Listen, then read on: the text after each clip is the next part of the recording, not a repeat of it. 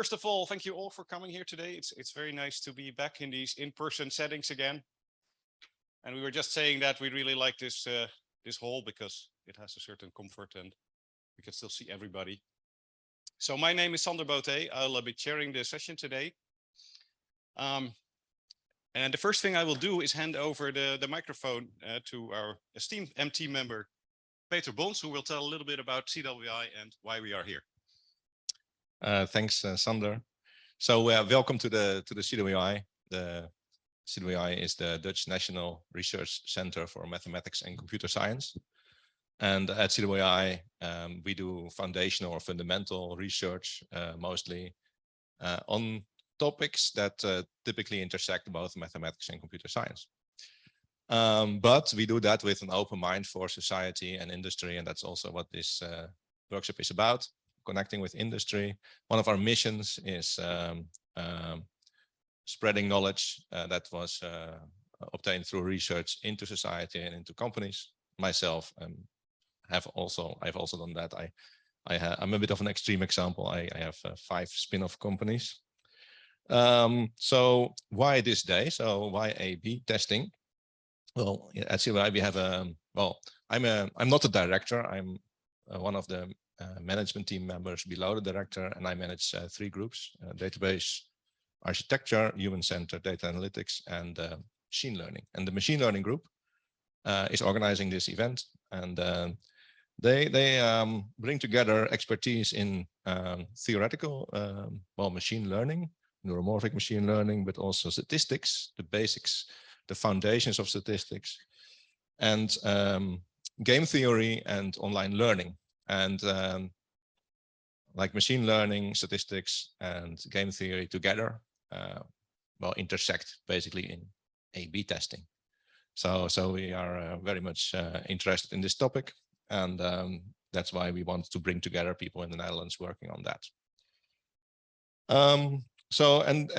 The overall goal, of course, is to tell you about topics and what's going on in A/B testing, but also to to chat. So I would say that the breaks and the coffee breaks are very important as well, because we want to get to know you, want to know who you are. CWI has a long history of collaborations.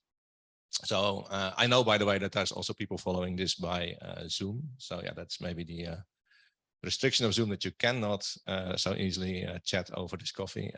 But still, we are actually looking for collaborations. And of course, we are a small group. We cannot have very many collaborations. So it's actually important to, if you are interested, to speak up now and and get the story rolling from here.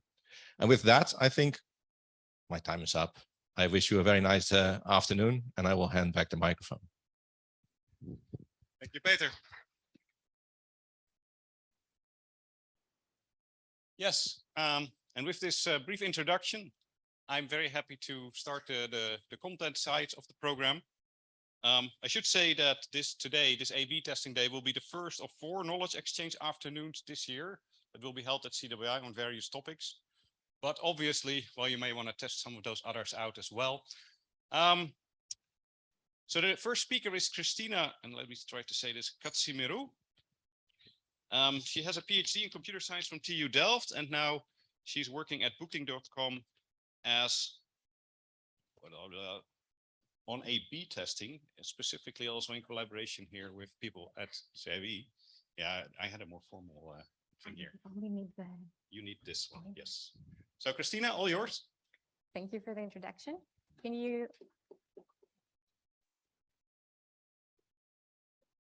You all hear me well? I think so. Good, great. Good afternoon, everybody. Thank you for being here. I work as a principal machine learning scientist at Booking.com. And today I'm going to talk about the main principles of how we moved from our current experimentation platform, or let's say we're still moving, to an adaptive experimentation platform that is also subpopulation aware. I will explain during the talk what actually this means. So this work I'm presenting here was a collaborative work with a lot of institutes, including CWI. Let me start by saying that in Booking, before we deploy any new idea, any new algorithm, any new product, we first have to make sure that it is beneficial for the customers. So the way to do this is with online control trials or A/B testing. So we have a version A, which is the default product, that is the control, and the version B, which is the competitor of the control. We randomly split the traffic to either view version A or version B, and the version that gets highest conversion rate, higher clicks, or is better in any type of business metric, is deemed the winner and gets deployed. In reality, it doesn't have to be just one alternative version. We might have multiple alternative versions competing against the control. And in that case, we would call this an ABN testing. In Poki, we would use it in two ways. One way would be for decision making. So we want to find what is the best variant so that we can deploy it in production. But another way would be to actually learn from the experiment data. So we can take the experiment outcomes and then combine them with information such as how much does it cost to maintain the solution in production, or is it does it fit a broader strategic plan, or does user research agree? So in this case, we are not looking per se for the best variant to deploy, but we're looking for a subset of options, of promising options, and these will be the ones that are better than the control. So how do we solve this problem with the current non-adaptive experimentation platform? So again, I have a control. Let's assume I have a control and I have K different variants. I'm looking for the variants that are better than the control, just to be more clear. So we have a K number of independent null hypotheses. And then for a fixed risk delta, which would represent the probability, the false positive chance, the experimenters will have to determine a minimum desired effect size. That's the effect size they want to see. And with this effect size, they need to do a calculation of what's the sample size that they need to detect this effect size with a high probability. Then we will distribute the traffic uniformly across all the variants. And at the sample, when the nth participant enters the trial, we're going to compute the p-values. And the ones that are per hypothesis and the p-values that are lower than a certain threshold are going to reject the null hypothesis. So I'm going to consider these arms as the better than the control. Here, my threshold is delta divided by K because I want my overall error. I'm conducting K hypothesis. I want to keep this at this delta level. Now, this process is straightforward, but it has certain disadvantages. The first one being that I have the uniform allocation of users to the variance. Now, if I assume that I actually know the values, let's say the average conversion or the average click rate of each of these variants, since my goal is to distinguish between the control and any of the other variants, I would probably need to spend more effort in distinguishing the smaller differences. So in this case, that's the difference between control and variant one. If I do a uniform allocation, I will either miss the effect of variant one if my sample size is small, or if my sample size is large enough to detect the effect of variant one, I'm going to waste also that sample size for the other variants that I don't really need it for. So a better way would be to just send more samples to control and variant one, for example, where I want to discriminate better, and then throw fewer samples to variant two and even less to variant one, to variant K that is further away from the control. Another problem is that we do not allow experimenters to monitor continuously their experiment as they go. Of course, the experimenters would like to be able to stop the trial as soon as possible because there is an opportunity cost in longer trials. So they want to see the effect as soon as it comes, or they want to abandon the trial as soon as they see there is no effect coming. This makes a lot of sense, but as we said, we need to fix the sample size, and we're not allowed to do data-dependent stopping times. And here I have some sort of a visual explanation of why we're not doing this. Here I'm plotting the p-value. Let's assume I'm computing the p-value here every time after a sample comes in my trial. So in this case, it's the p-value under the null hypothesis where I have no difference between the two variants that I'm comparing. So in this case, the p-value dropped below the threshold of significance 3 times. It can happen less, it can happen more, but it's pretty likely that in longer trials, it will happen at least once. So if the experimenters follow a strategy in which every time the p-value drops below the significance threshold, they take this as a significant result, then we would really inflate the overall false positive rate much more than the delta that we decided to do in the beginning. So that's not to say that wanting to monitor continuously doesn't make sense. It does, but we just need to do this correctly. So now with these constraints in mind, or with these desires in mind, that we want to do things adaptively, I would like to reformulate the problem of identifying all the variants, if any, that are better than the control, while being able to stop at the data dependent moment. We're keeping the probability of making a mistake low, below the at most delta, and by optimizing adaptively the allocation of the users to the variance. And when it comes to doing adaptive sampling and adaptive stopping, we typically like to think that the data is IID, but there is a little challenge here that the data in reality in the live streams of global traffic exhibits seasonality patterns, and even within the same day. So here, for example, I'm showing the click-through rate per 6 hours of the day. So you see there is quite a large fluctuation. So if we would be sampling adaptively, it could be that we sample some of the variants at maybe high seasonality and some other variants at a low seasonality, and that could create problems. Or if we want to stop adaptively, again, it could be that we stop before we even get to see all the variants for all the seasons. So we do need to take seasonality somehow into account. And one way to do this is by thinking that each season represents a population, some subpopulations of our customer bases. So that's going to be people that live in different time zones, different countries, interact differently with the website. And now with this, if I have J subpopulations, each of the variants is going to be a mixture of J distribution. So it's not going to be one distribution, but a mixture. And then the value of each variant is going to be the weighted average of the value among each of the seasons. And the weight here is this alpha, which is the frequency or the natural proportion at which that subpopulation appears in my sample, in my data. And something else that is very important when we want to learn adaptively with subpopulations is how we can interact with these subpopulations. Now, if I move from the left side, I can start with a powerful interaction mode in which I'm not only able to pick a variant, but I'm also able to pick a subpopulation at any time. And then I can decide at will to pick these subpopulations that will facilitate my learning, which of course it means that in the end, I might end up with a sample in which the subpopulations are not represented in the same proportions as they would naturally occur. So this is the active mode. The more realistic mode of interaction is what we call proportional here, in which we first observe the subpopulation and then we pick a variant given this subpopulation. And in this case, we are of course restricted to the observed frequencies that each of the seasons appear. A last mode of interaction, which is a bit doomed as well, is the oblivious or the seasonality, the subpopulation unaware version, in which we pick a variant that we never get to see what the subpopulations are.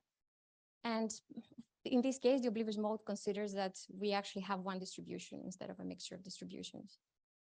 It might be intuitive to some of you that as we move from the left from the right to the left, we're going towards a more powerful mode of interaction, which, as I will explain later, has some implications on how much on the sample size that I'm going to need to be able to solve that problem.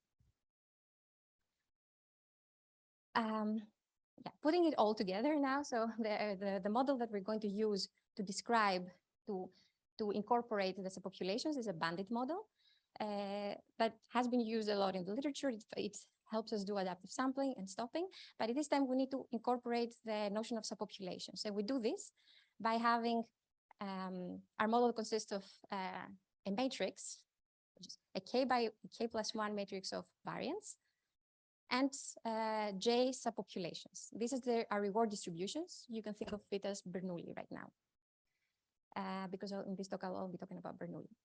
And we also have a vector alpha, which represents the empirical frequencies, the observed frequencies of our subpopulations. The correct answer on this Bandit model is going to be the subset of the arms that are different from the control, whose overall value is higher than the value of the control. And as a reminder, we want to do this, we want to get to this answer in a correct way and as efficiently as possible. But how efficiently can we do this? Like if I know the mu, can I know how hard the problem is? And the answer is that I do. So this is something that this is a known result, and we're also extending it in the paper for for the case of the subpopulations. So for any sampling strategy for a particular model mu, we are the expected number of rounds, or the sample complexity, as we call it, this E of mu, gets a lower value. So we can never do better than this lower value of minimum sample complexity. And this value depends, first of all, on the bandit mu, and in particular on this delta between the control and the other variants, right? The smaller that delta, the more samples I will need to distinguish between them. And another factor that plays a role is the proportions with which I'm sampling. It will get minimized when I sample with an optimal way, these optimal proportions that depend again on the model mu and on the interaction with the subpopulations.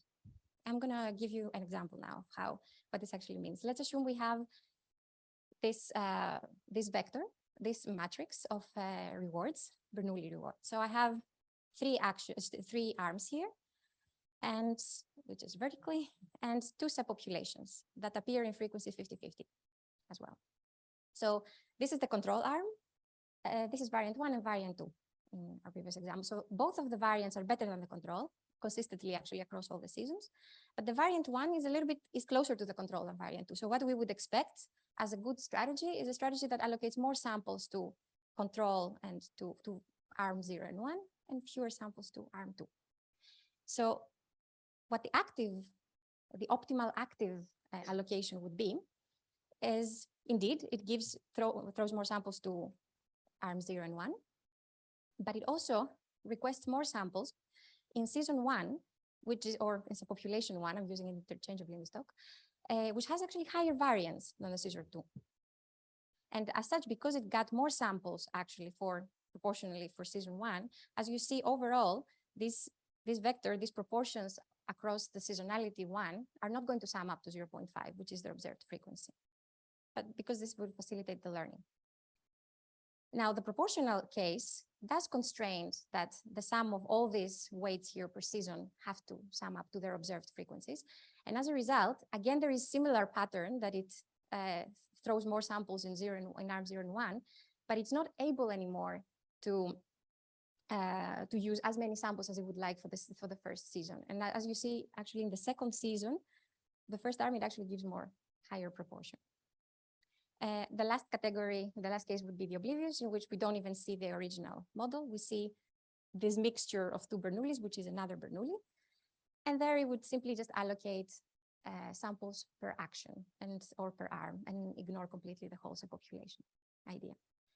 Now, what I'm also showing under each of these proportions is the minimum sample complexity of each of these modes. And what you see is that the active one is lower sample complexity than the proportional and lower than the oblivious. And this is another thing we generalize in the papers. We know that for specific bandit model mu, the more powerful the interaction mode, the lower the sample complexity it will incur.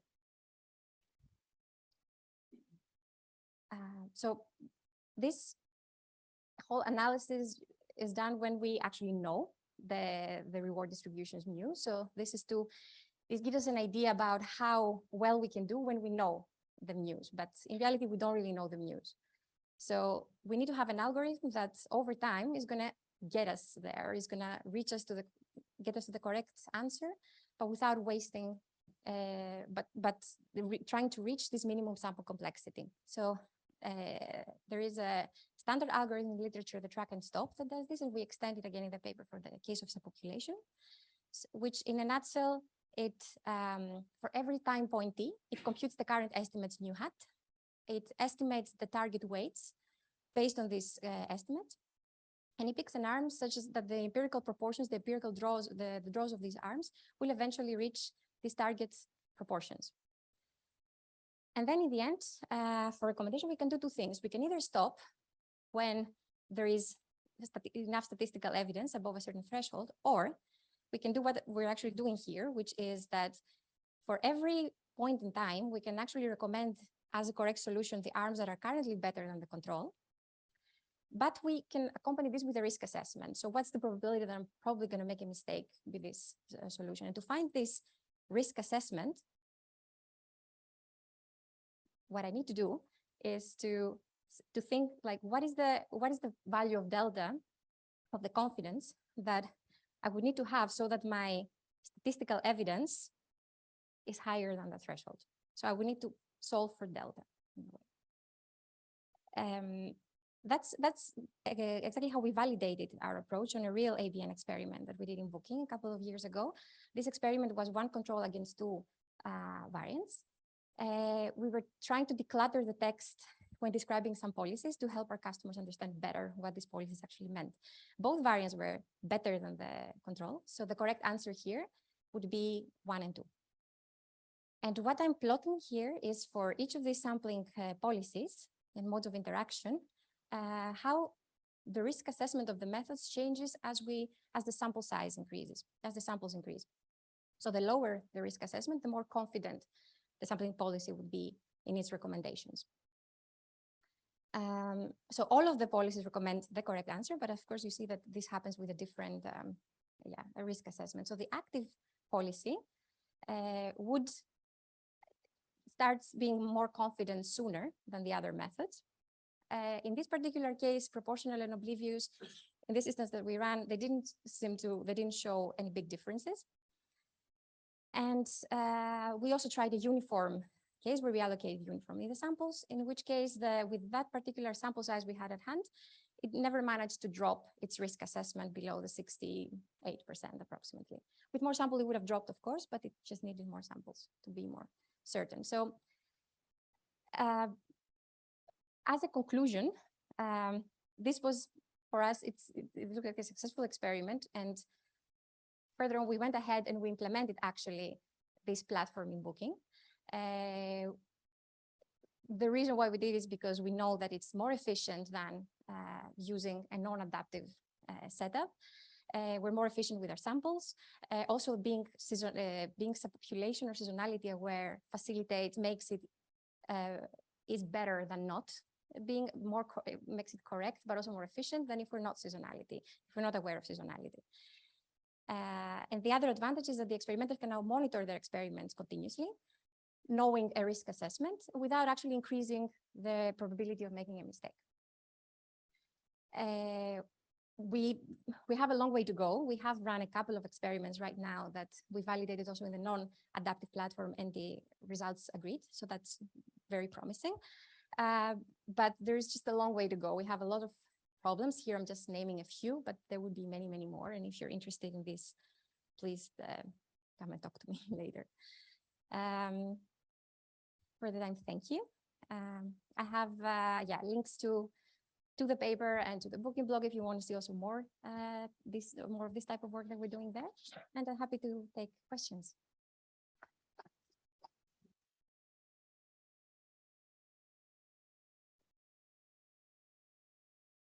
Yes, thank you, Christina. Fascinating. Subpopulations.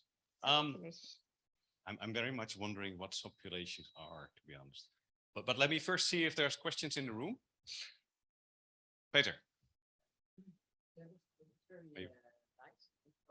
That was very nice. Thank you. So I was a bit puzzled by the graph you showed. Why are the lines straight for such a long time? What happens there? Or is this related to that you need to have certain threshold before you even start? What I was hoping this question will come actually. Yeah. The reason why they are straight is because we are actually a property we want these risk assessment curves to have is that they are monotonically decreasing. So we have to cap them, and we can't allow them to increase over time. So we always take the minimum value that once they hit a minimum value, they can never go higher. So it means that while they are flat, we haven't received any more evidence to drop that risk assessment even more. So that means that you have here, like you started, I guess, 800,000 or something, or 80,000. Yeah, here I'm starting, later, and that means that between 80,000 and 100,000, you never get better than the best you had been in the past. Yes. Okay, then it makes sense. Exactly. Okay, thank you. Yes. More questions? Alexander? I've got a question regarding the graph as well. So if you can go back. So this graph, right? Yeah. Let me stay here. I just wonder, so the oblivious one and the proportional one, they look quite close to each other. So do you have any is there any reason why? I would think that the Yeah. proportional one would do much better. No, indeed. So we do expect that the oblivious is going to have in expectation higher sample complexity. It would require more samples than the proportional mode. But here, the caveat is that we run this just once. It's just one run. So it could, of course, happen even that sometimes the oblivious might actually terminate faster than the proportional, or it could even happen that it terminates faster than the active. But this is one particular instance. Like if I would repeat this run multiple times, we would actually see. And as we actually look at it in the paper with simulations, we do see a difference there in expectation. But yeah, we were also puzzled when we were looking at this last year. Any other questions in the room? Anyone? Wouter? Hi, Christina. So I'm curious, what do you imagine that the users would do with this risk assessment? They see these numbers coming in and sometimes they drop. So the traditional thing would be to pick a threshold in advance and to wait until they drop below. But what extra uses can you imagine when you have this full curve sort of appearing before you?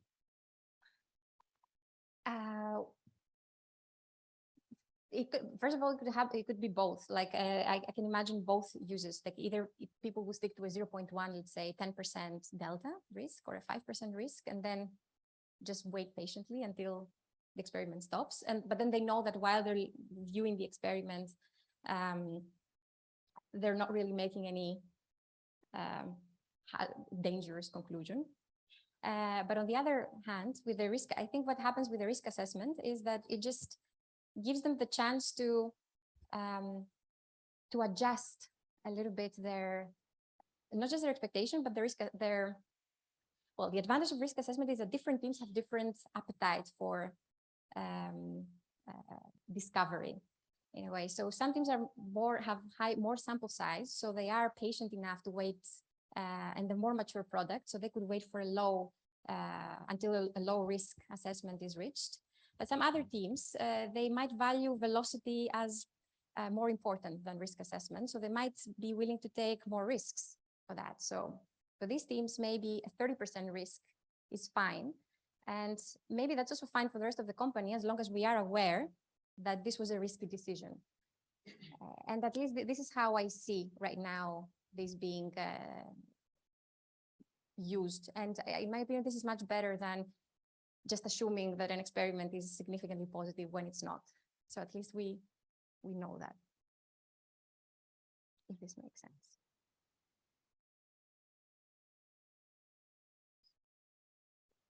Thanks. I'm wondering, once this experiment has finished, I'm wondering how you summarize the inferences for the data scientist who's going to be making a decision about this experiment. Do you still provide point estimates and confidence intervals? And if so, do you have to adjust them for the adaptive design? Yeah, so we've also thought a lot about this, actually, because in the end, the A/B experimentation is not purely for decision making, right? It's also to learn effect sizes. So, but the way that we decided to at least start using this is to use it as the decision making step, because actually, after all, that's what we are trying to optimize, right? This is our problem is, give me the subset of arms that are better. It doesn't tell me, give me the true values of these arms.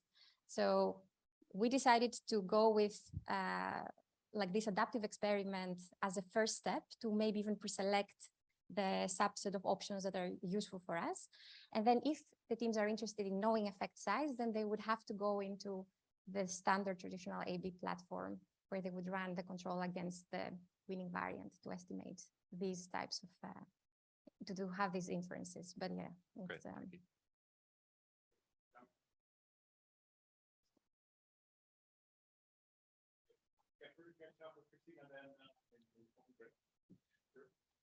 Yeah, so thanks.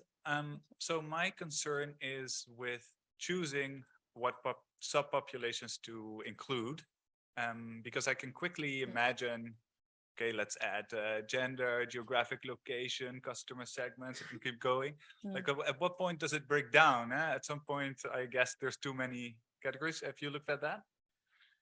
We have considered this, of course. So, well, I don't have a good answer for you right now. Just as I'll try to say that we consider first the subpopulations that we believe that they are important for this particular for this interaction with a variant. On the other hand, there are also certain types of subpopulations we don't have access to, or we would not be allowed to even use. So that also makes things a bit easier on the other hand. But in general, the correct strategy would be to use everything that would explain the heterogeneity in your data. But we can't know that. Yes. Very good. Very good question. Thanks. Okay. Thank you. With that, I would like to thank Christina again for answering all your questions as far as time was allowed. And for a very nice presentation. So thank you.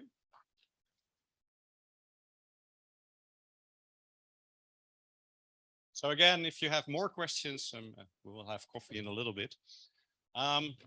Proceeding on the theme of adaptive early stopping, the next talk was by Rosanna Turner, who's a PhD student here in the machine learning group. It's actually, she's doing her second PhD. She has an earlier PhD in medicine, and you will not be surprised that her early stopping problematic, I don't know, how do you say that in English? The problem domain is related to patients. So she's working on personalized recommendations for patients. And here she will talk about anytime valid testing and optional stopping. Rosanna.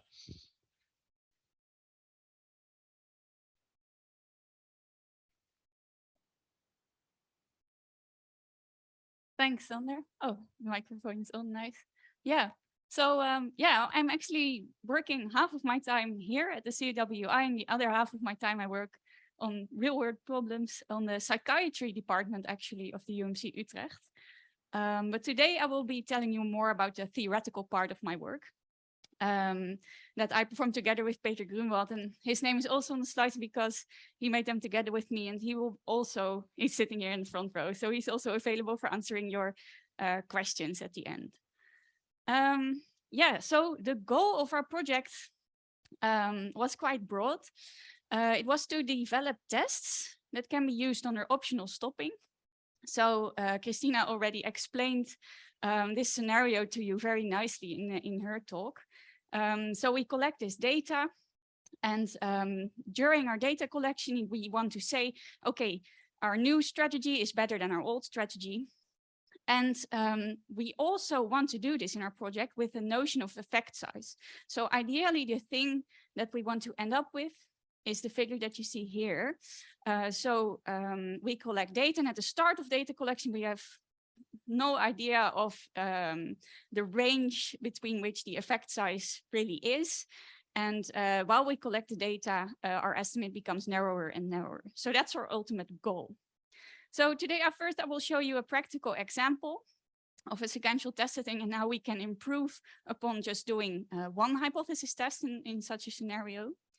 Thereafter, I'll give you a short overview of the setup we're working within with our methods. They are very flexible, but there are some constraints. And I'll explain to you the running example that we'll use throughout this presentation. Then I'll first show you the slightly easier problem of just A/B testing in our sequential setup. And then we'll extend it to the estimation problem, where we want to develop these anytime valid confidence intervals. So first an example to get you interested in the problem. So something we analyzed for one of the first papers we wrote was something that really happened, the Sweepest study on stillbirth. So this was a Swedish study where they wanted to compare two strategies of managing pregnancies, inducing labor at 41 weeks or at 42 weeks. And it was not clear to them what was better. Inducing labor can cause complications, but waiting too long also can cause complications. And luckily, they had a safety monitoring board, because it turned out that in the 42-week group, there were unexpectedly many more deaths than in the 41-week group. So they didn't observe any deaths in the 41-week group and 6 in the 42-week group.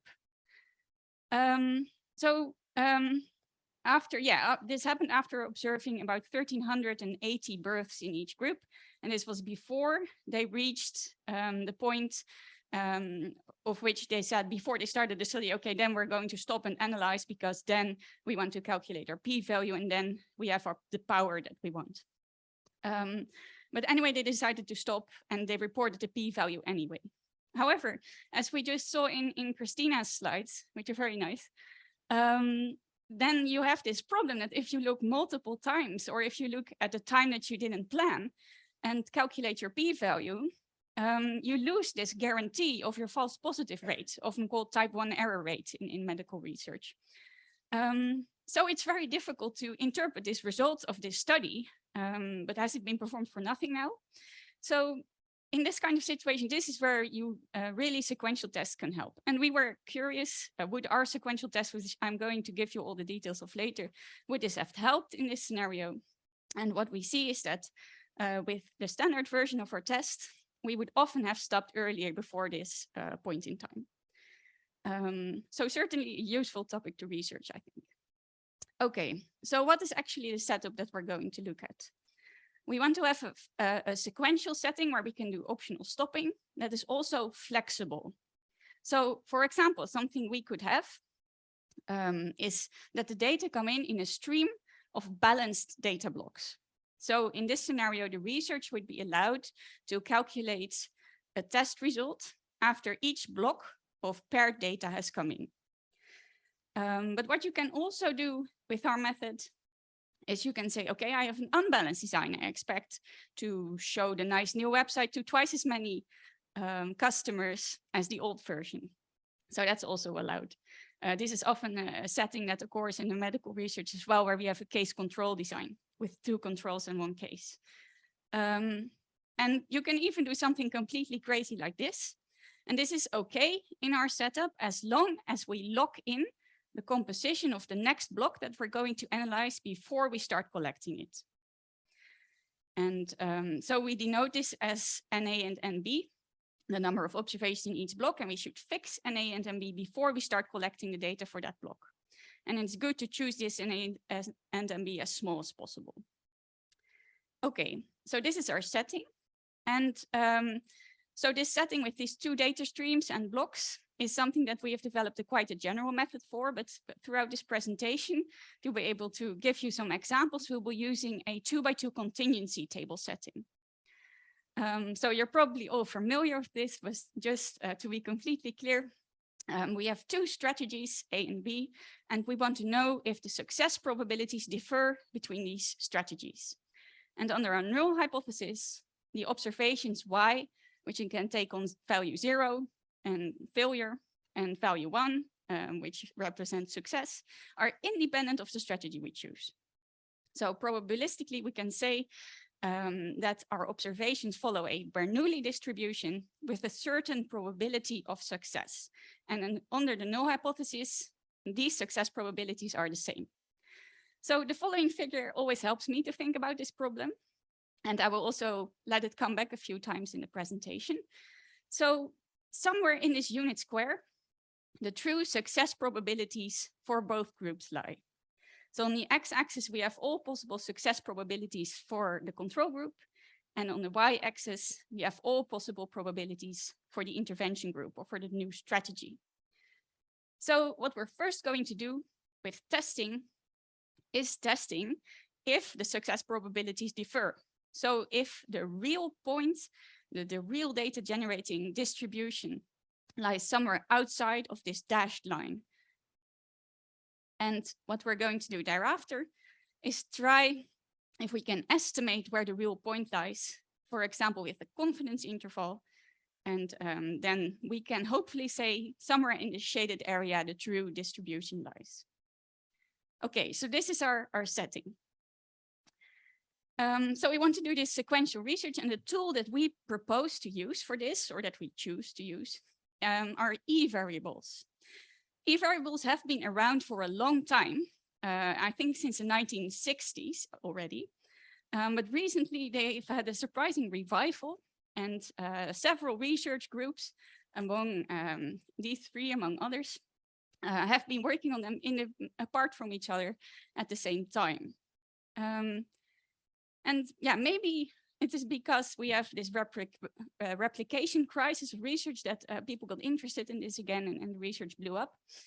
And what's really nice about E-variables is that the concept is very elegant and simple, easy to understand, perhaps even more easy than p-values.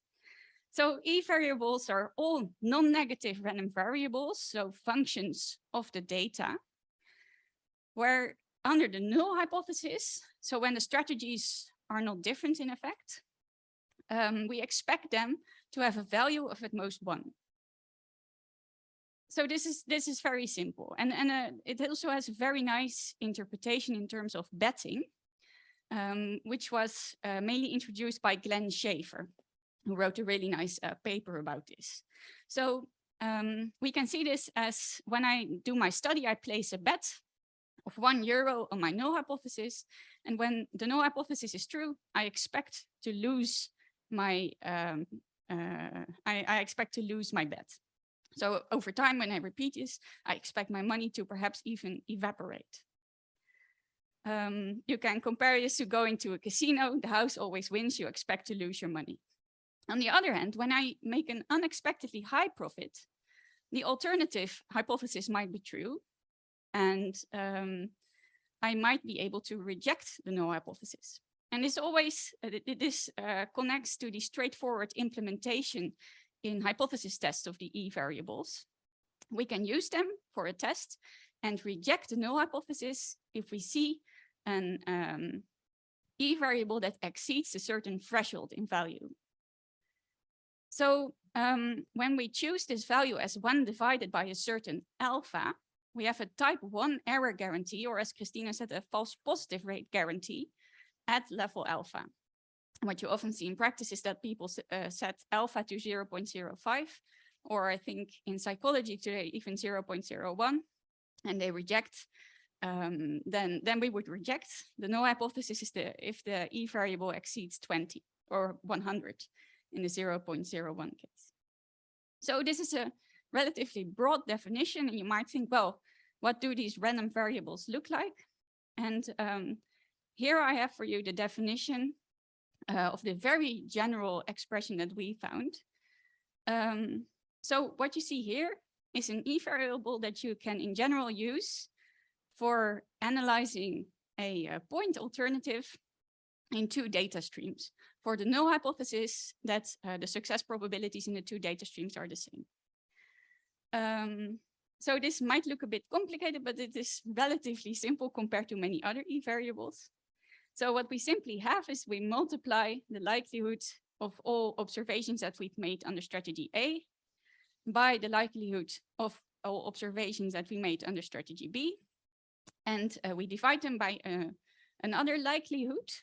And the parameter for this distribution, we have to choose in a special way. You can see here. So it's a weighted mean of the parameters of our point alternative hypothesis. And if we choose it this way, we have this property, and thus we have an E-variable that we can use with this type 1 error guarantee. I have to say this expression holds for convex null hypotheses. And if you want to see the expression for non-convex null hypotheses, you can look in our paper. It's only slightly different. Okay, so we have this very general expression. But yeah, this is just for the analysis of 1 block of data, as you can see here. And now comes really the key point of doing an analysis with E-variables. We can namely very easily convert them to an E-process. So a very nice property of the E-values is that multiplying them yields another E-value. So this is really, yeah, some kind of magic. When we collect 3 data blocks, we can simply multiply the E-value of each data block. And then we have a total E-value that we can use to do a hypothesis test. And this really holds true for all moments in the stream. So we can do this at each moment in the data stream, at each data block. And then for any stopping rule that we want to use, for example, the E-value exceeds a certain threshold, but we can also say, okay, we just stop when we have no money to continue our experiment. And then, yeah, we always have this type 1 error guarantee. So under the null hypothesis, the probability that there is any moment in the data stream that I reject my null hypothesis is bounded by our type 1 error. Okay, so that's very nice. We now have, yeah, tackled the sequential aspect or the optional stopping aspect of our problem. One thing that you might think of, okay, you here talk about a point alternative, but yeah, you just showed us the entire unit square that we have to solve for the Bernoulli case. So what we propose to do there is to learn this parameter, estimate it, and plug it in based on the sequential data that we've seen so far. And we've tried out many methods for this. And you can even restrict the search space in this unit square by incorporating expert knowledge. And you can look in our paper from 2021 if you want to see the comparison between all these methods, which you can really improve upon power of the test if you do this. So what would this look like? When we have our first data block, we haven't seen any data before, so we just have to start with an estimate of theta A and theta B of 0.5, 0.5. And then as the data come in, we move closer and closer, hopefully, to the real data generating distribution. And a key point is, this doesn't change the null hypothesis that we're testing with our E variable. So no matter how we learn theta A, theta B, no matter how wrong we are, this does not interfere with our type 1 error guarantee. The E variable is still an E variable for testing the same null hypothesis. So I already touched upon power a bit. So you probably already saw this definition of E variables is very broad, all random variables that are non-negative and have an expected value of at most 1 under the null. I can think of lots of stupid examples. And this is why Peter and Wouter, who is also present, and Rianne, who is not here today, introduced the GROW criterion in 2019. So this stands for growth rate optimal, and they propose to design E variables that in sequential experiments would optimize the growth rate of your capital. So when you see this again as a betting experiment, we want to use the E variable that lets our profit grow the fastest over multiple experiments. And this is exactly the setting that we're using with the data blocks and the sequential tests. And this, of course, is closely connected to optimizing power, because as our capital grows quicker and quicker, we probably reject the null hypothesis quicker under the alternative.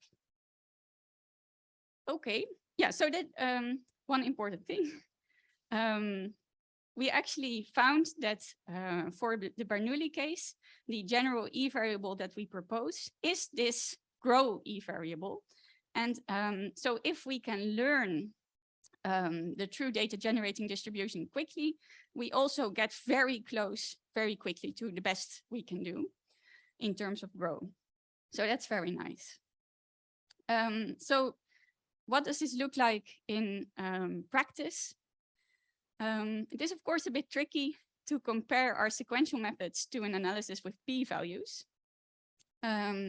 Because, yeah, with the p-value, you have to say before you start your experiment, I'm only going to look at time point 30, and then I stop. But with our experiment, you can say, okay, in advance, I plan to have money for 50 experiments, but I'm going to look in between and then decide to stop when my E-value exceeds 20. So this is why you see 3 lines in this plot. On the left side, by the way, you see the E variable used without any input from experts. And on the right, you see the E variable where we used knowledge about the odds ratio in designing the E variable. So they restricted this search space in the unit square.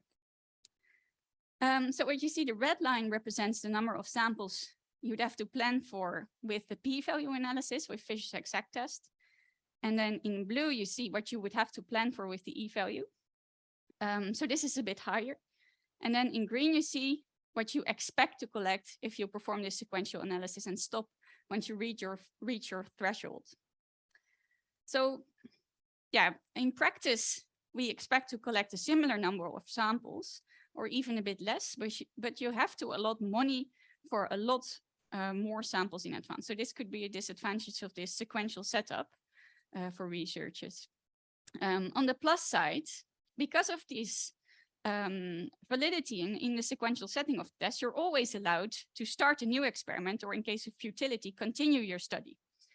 And this is something that with the p-value analysis you cannot really do. Yeah, so that might be an advantage. Okay, so now we tackled the testing part. So this was all about figuring out, is our point outside this gray dashed line? Is there a difference between the strategies?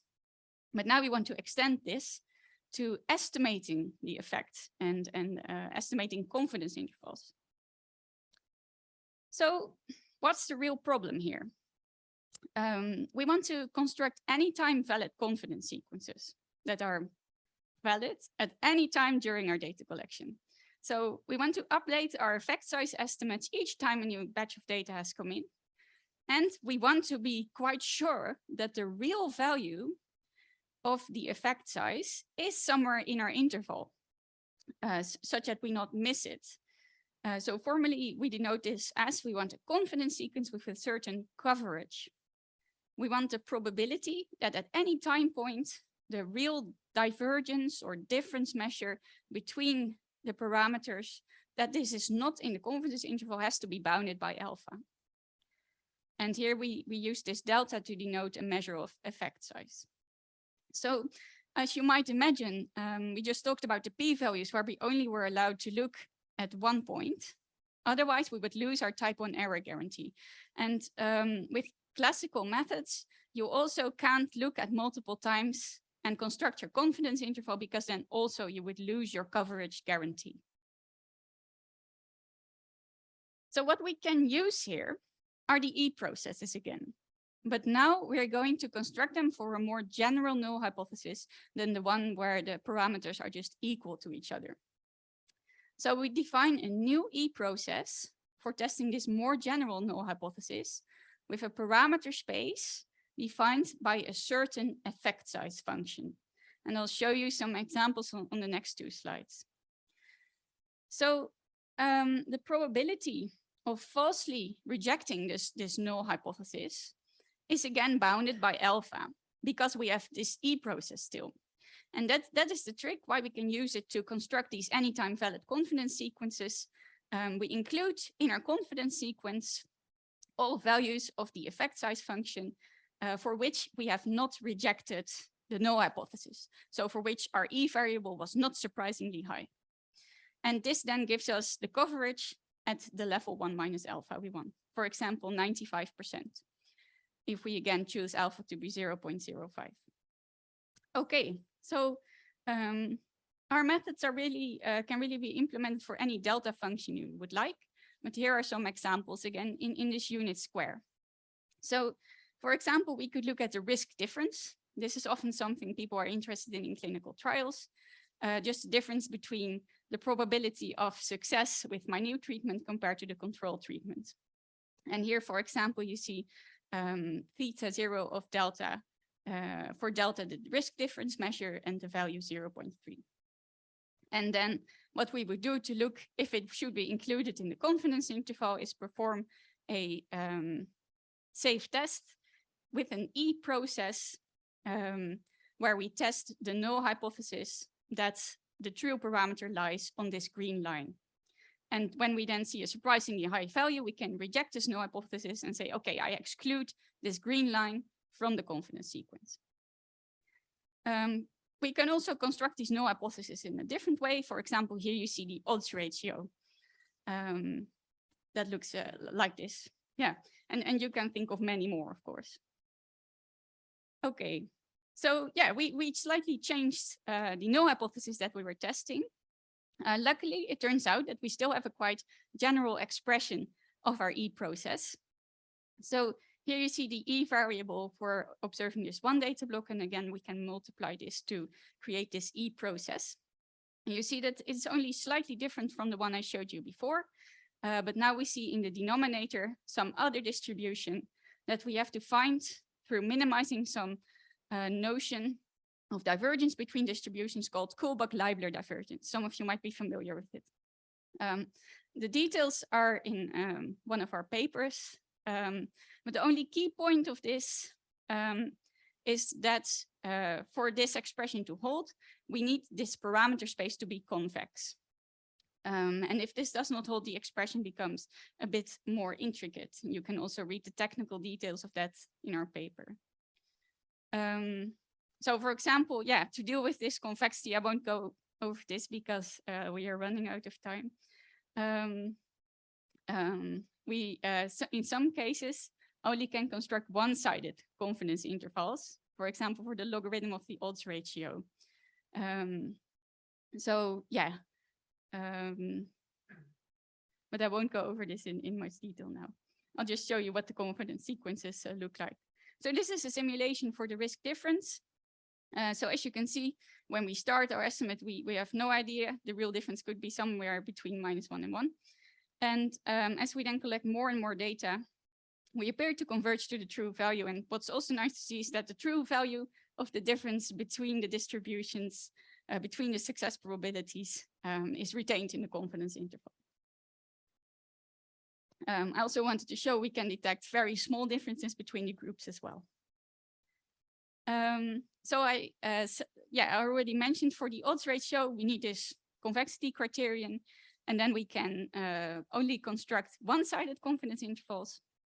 So here you see a one-sided confidence interval where our maximum likelihood estimate of the true distribution lies here, and the green area indicates all points that are still included in this one-sided confidence sequence.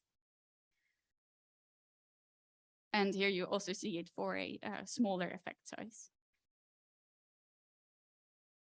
Yeah, so these were some nice examples, and now I'll get to wrapping up because it's really time. So to our knowledge, we've designed something that's quite new. So we've made a very flexible method in terms of block size, where the user can also choose their own notion of effect size that they want to measure.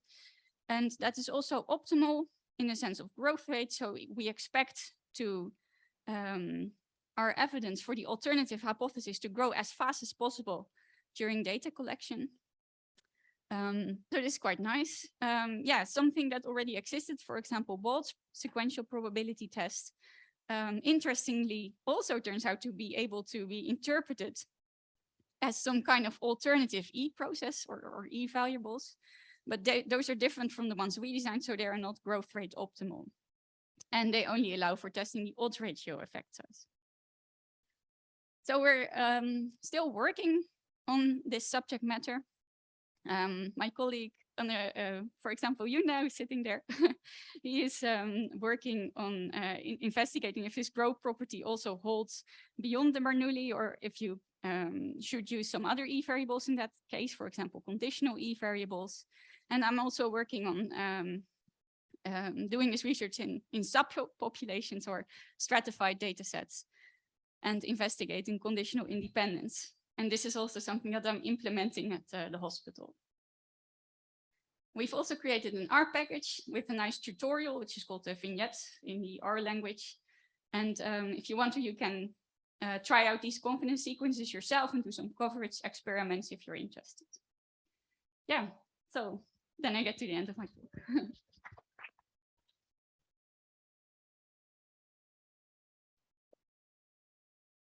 Thank you very much, Rosanna. So we still have time for a few questions. Here. Thanks, Rosanna. So I think what you presented is a great tool for statisticians to have. I could also imagine, and I think you touched on it at the end, that you could achieve something similar with a mixture martingale. Like instead of estimating the unknown probabilities, you could use a mixture. Or you could use a Bayes factor. Do you have any idea of like, how do I weigh these different methods in my mind? What are the advantages that the E-value has over some of the MSPRT type tests or using Bayes factors?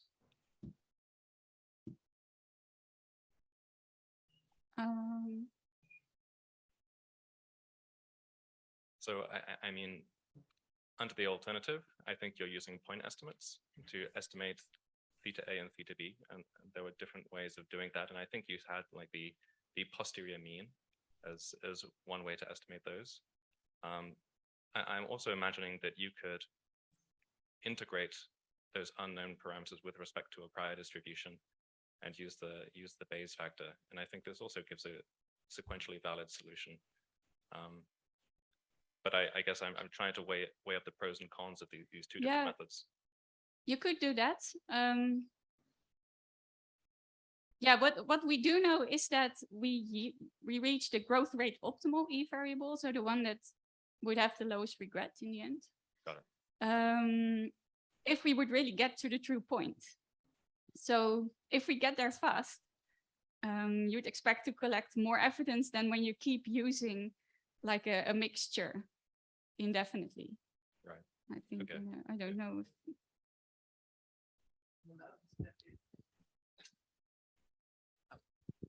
Yeah, thank you. So I actually think that if you mean what I think you mean, that it really doesn't make any difference in practice at all, at least for the Bernoulli model we tried. Because, yeah, we use the posterior mean, and because it's Bernoulli, the posterior mean, using the posterior mean, actually, if you multiply out everything, it's the same thing as using the Bayes factor. So I think that is just, and so it makes no difference. So that's if you use it in the graph, in the formula that Rosanna showed in the numerator, then it makes no difference, I think, for Bernoulli. Beyond, we don't know. For the denominator, you cannot do a Bayes factor because then you break the E variable property. So then we really have to do this, this formula that Rosanna showed. Yeah, so I guess that's probably,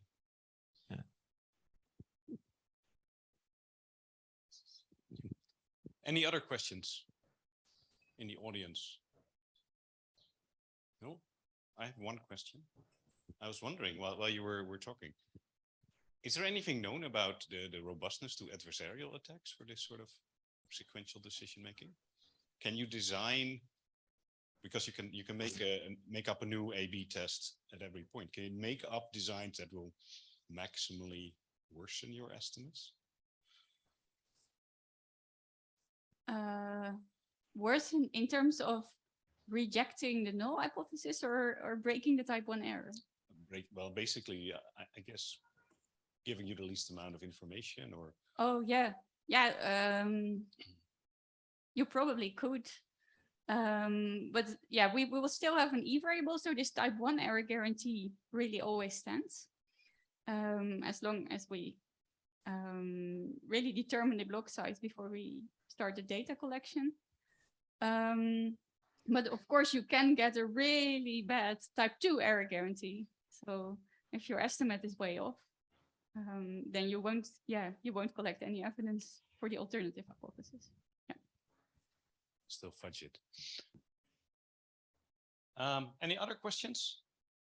Because otherwise I would suggest to informally ask questions to Rosanna and also to Christina, of course. Thank you all. We will now have coffee and we will proceed in about half an hour.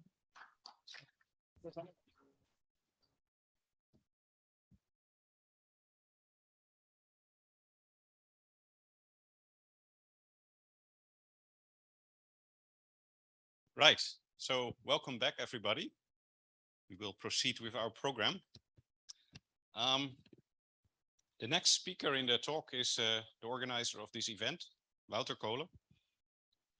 Wouter has a long history with various aspects of A/B testing. He already did his master's thesis on experiments to discover the truth. That sounds a great title for master thesis. And he did his PhD on a similar topic. And one of the things that caught a lot of press attention actually at the time was his work on switching investments. So my personal theory is that he's still working with us because he did really good. But for now, he's going to talk about A/B testing for all of you at present, the latest research. Wouter.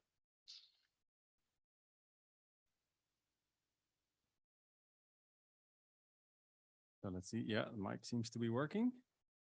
All right. So thanks, everyone. I noticed while others were speaking that this was sort of in the way. So I will talk today about instance optimal algorithms for A/B testing.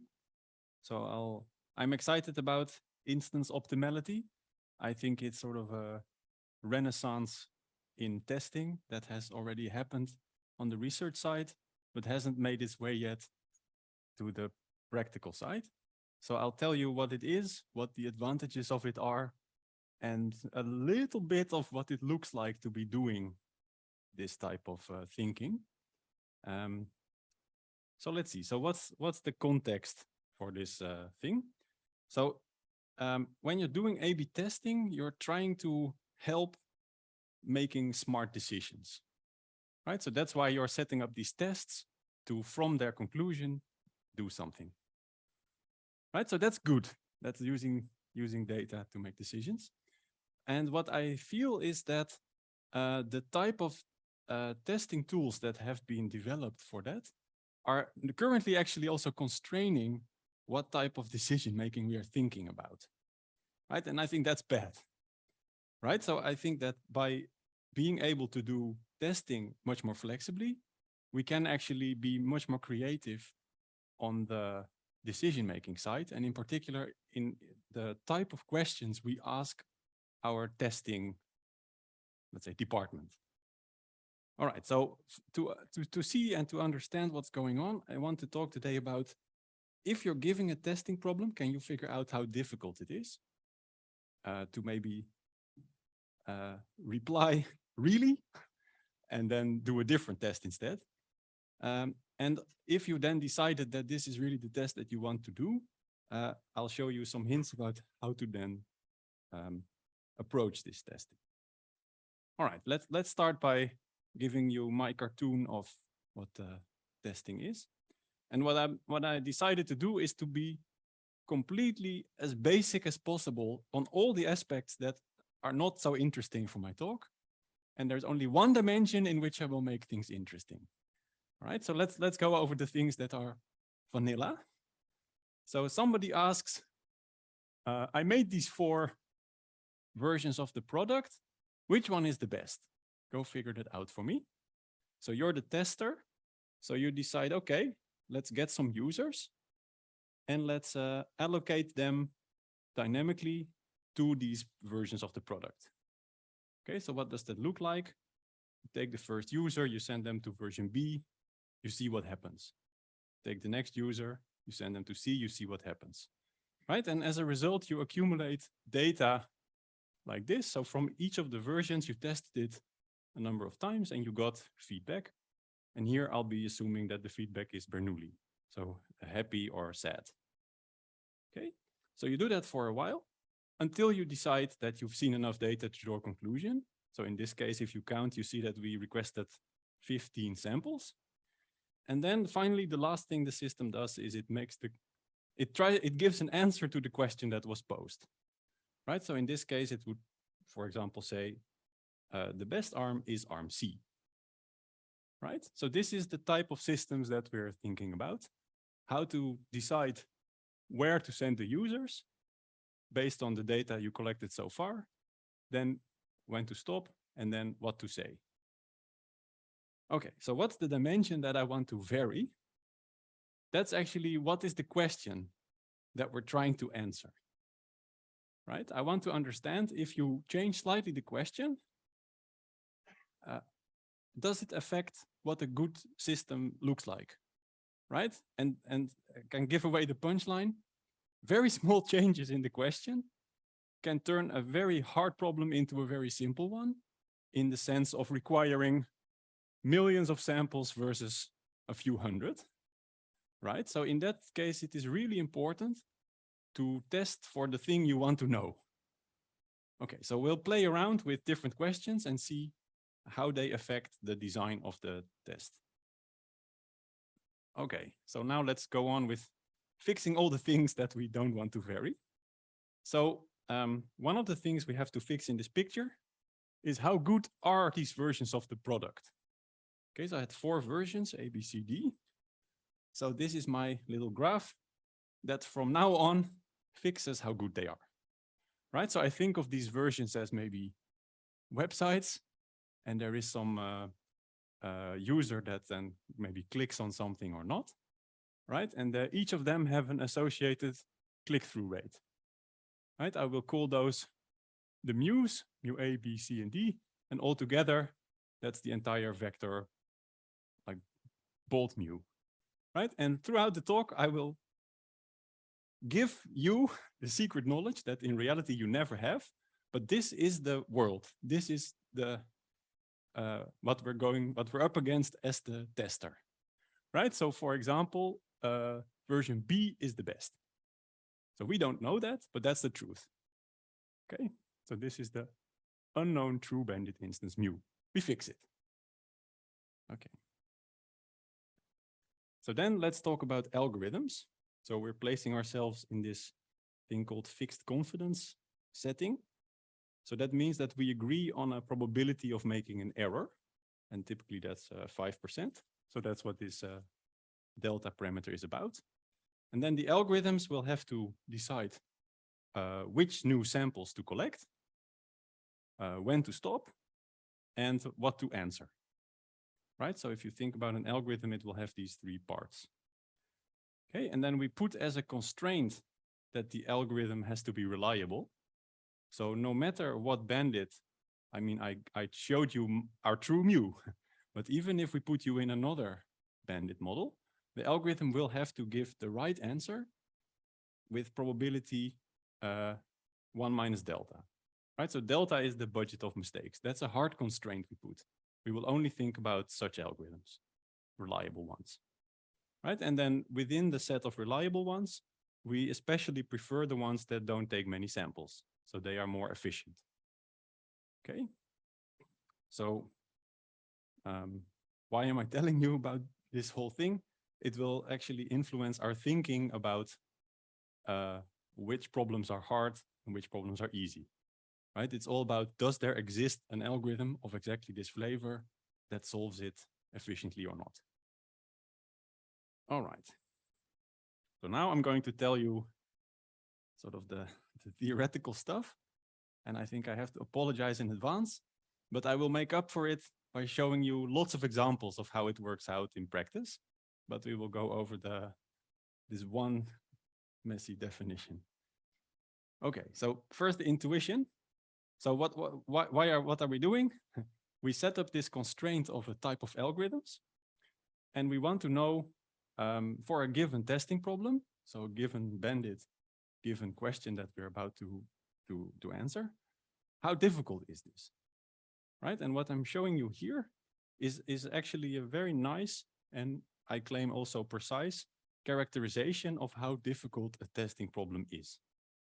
Right, so let's go over it, and then there is examples where we calculate all this and see how it answers our question, which was, how does the question matter? All right, so what's the idea? If your algorithm will give the correct answer for mu, then what it has to be doing is it has to collect data to reject all possible other bandit models where that answer is wrong.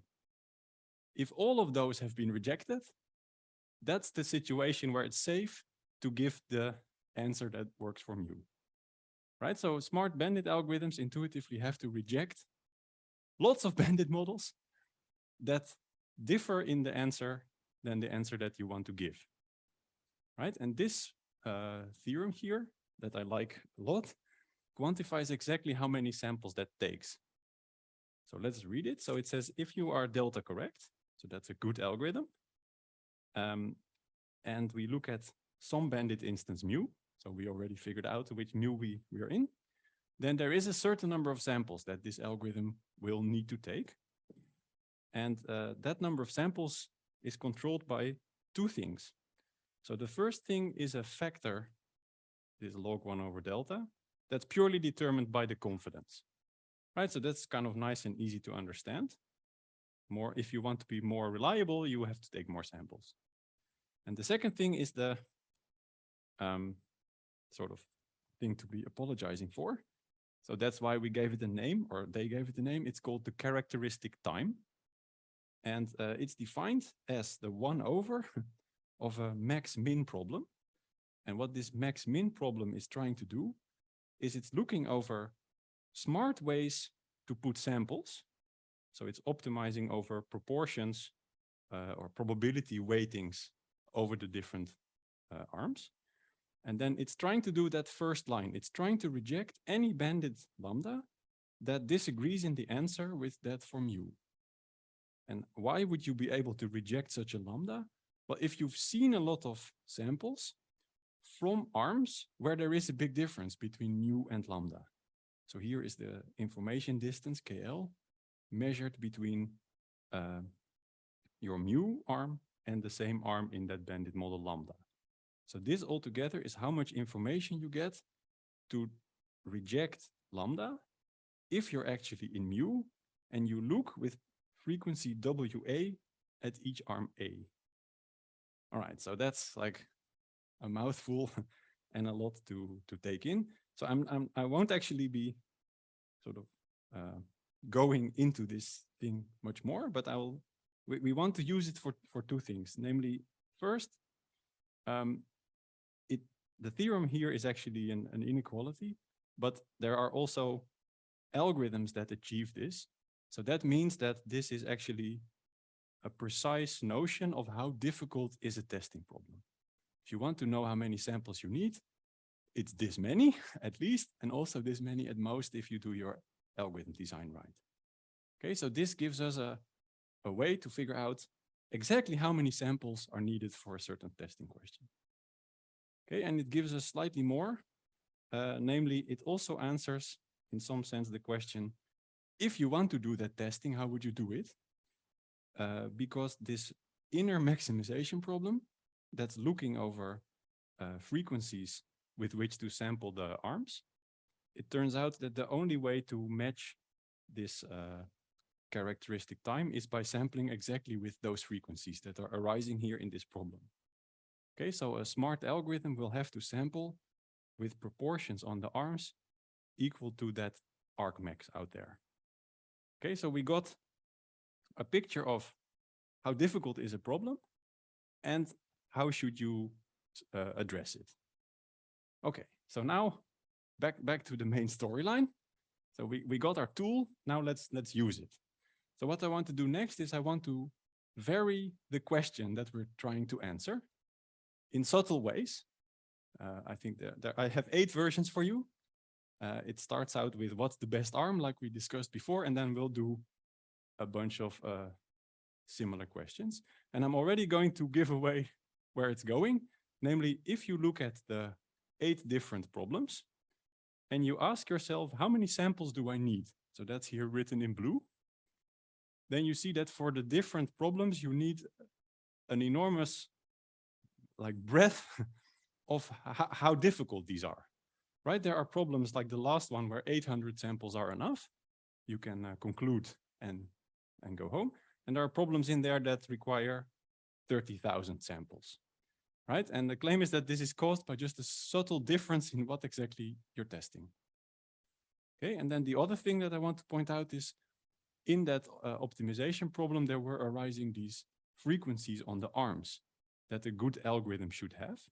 And what I want you to see from all these pictures is that in all of them, the weights on the arms that optimize the sample count for that problem is completely different, right? Yeah, I don't know if it's obvious to you, but for example, that middle guy that has 2 large bars, that appears nowhere else, right? And next to it are like the 2 extremes get almost all the weight. That also appears nowhere else, right? That last guy is uniform. That also appears nowhere else. So what that means is that if your algorithm is optimized for one question, but you were actually after another one, it's going to do a very suboptimal data collection for you, right? So that if you do it that way, you may have to run much, much longer than if you were smart about it. Okay, so now let's zoom into these variants of the question that I want to show to you. So this is the vanilla question. I have 4 arms. I have showed you again the bandit where we are on the left. And I'm after this thing, which is what is the arm that maximizes the click-through rate, right? So that would be the best arm. In this case, it's arm B, right? And so the claim is that if you do that calculation according to that theorem and you calculate how many samples you would need, it's about 9,000.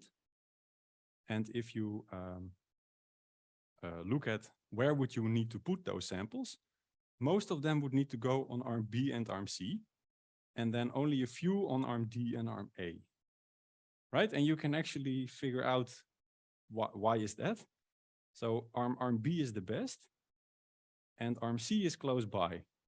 So if you don't sample B and C a lot, you can't see the difference. So you can't learn that B is better than C, right? And B is also better than A, but the difference is much bigger. So with much fewer samples from A, you can also discriminate A from B, right? And same for A and, B and D, right? So that's why B and C should get a lot of samples and A and D don't have to get that many, right? So this is the standard best arm picture, right? You would be really happy if your algorithm does this. Okay, so now let's start playing with the problem and see what's changing, right? So let's remember this number 9,000. 9,000 is the baseline, and sample in the middle. That's the decision for best arm. Okay, so let's go to the other first variant. So this is something we actually saw in Christina's talk, where you're changing the question and you're saying, one of these arms is special to me. It's in this case arm A.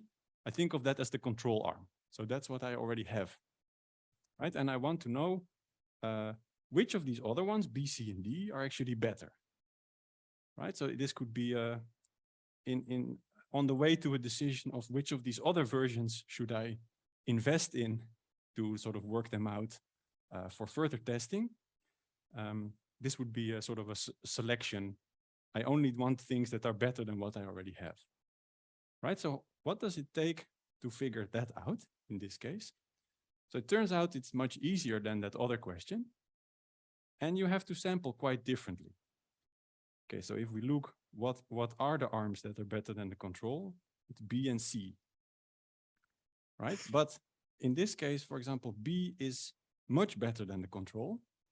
And that's why with relatively few samples from B, you can already discriminate it from the control, right? So you see that you don't have to sample B that much to answer this problem, right? So from sampling mostly in the middle, we went to, you have to sample A lot to figure out how good is the control. And you have to sample C a lot because it's quite close and you have to figure out if it's better or worse. All right, so this, okay. I find these plots really insightful, and also as a sort of a check, is my algorithm doing the right thing? So let's do a few more, right? Because all better than the control, yes, you could do it, but is it really what you want? So let's think of another version, which is somebody tells you, well, you know, I have this threshold, and if it's not better than that, I don't care, right? It has to beat, I want to get to gamma. Gamma is this higher number. I put it here at the dashed line. So I just want to know who is here that's better than gamma, right? It looks like it was a very similar question to that control question, except maybe now there is a fixed threshold gamma.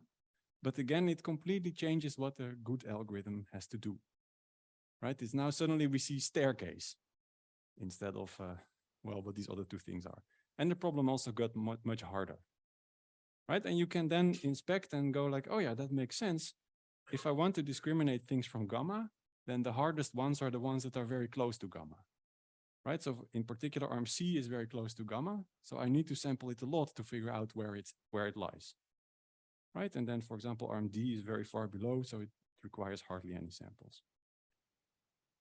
Okay, so maybe this is what you wanted to learn in the end, right? Or was it? So another thing you can do is say, well, yeah, I don't really know about, like, I don't like getting back like potentially many arms, just give me the best two, right? Not best one, but best two, and I'll continue with those, right? So that's also a problem that people have looked at. So you sort the arms and you want all the arms that are at least as good as the second. Let's not worry about ties. So I just want the two best. Right, so in this case, that would be B and C. And then it turns out C, you don't have to sample B a lot because you just have to know that it's high. C, you have to really discriminate from A to know that C is in the good set and A is not, right? So A and C are the difficult arms to discriminate. Okay, so maybe top 2 is what we wanted. If that's what we wanted, then about 4,000 samples would be enough to answer that problem. Okay, let's, so I don't want to bore you with, let's say, more and more versions. So I tried to make all the versions spicy in some sense. So let's look at the remaining ones. They're quite spicy. So now we're saying, yeah, I like good arms. Give me all the ones that are at least close to the best. Right, that sounds super reasonable too. So how close? Well, let's introduce some epsilon, right? And then if we draw that line for the epsilon that I picked as the distance from this guy up here, that would include the middle guys and the bottom 2 were excluded, right? And we saw some other cases where the answer was actually the middle 2. For example, for top 2, you also have to answer the middle 2. Right, but the difficulty of the problem is much higher here. This was this guy with 30,000 samples. So why is this more difficult? Because I guess this arm here, if it would only be a little bit higher, then no, let's lower, then this arm would certainly join the set of at least epsilon suboptimal arms, right? So you suddenly need to know very, very well the quality of this arm to decide to include that or not, right? So the fact that this up here and this down here is about epsilon apart makes this a super hard problem because you have to figure that distance out precisely and not just roughly, right? So that makes that all the samples have to actually go on A and B. And these other guys with just a few more, you can figure out their position in this problem. Okay.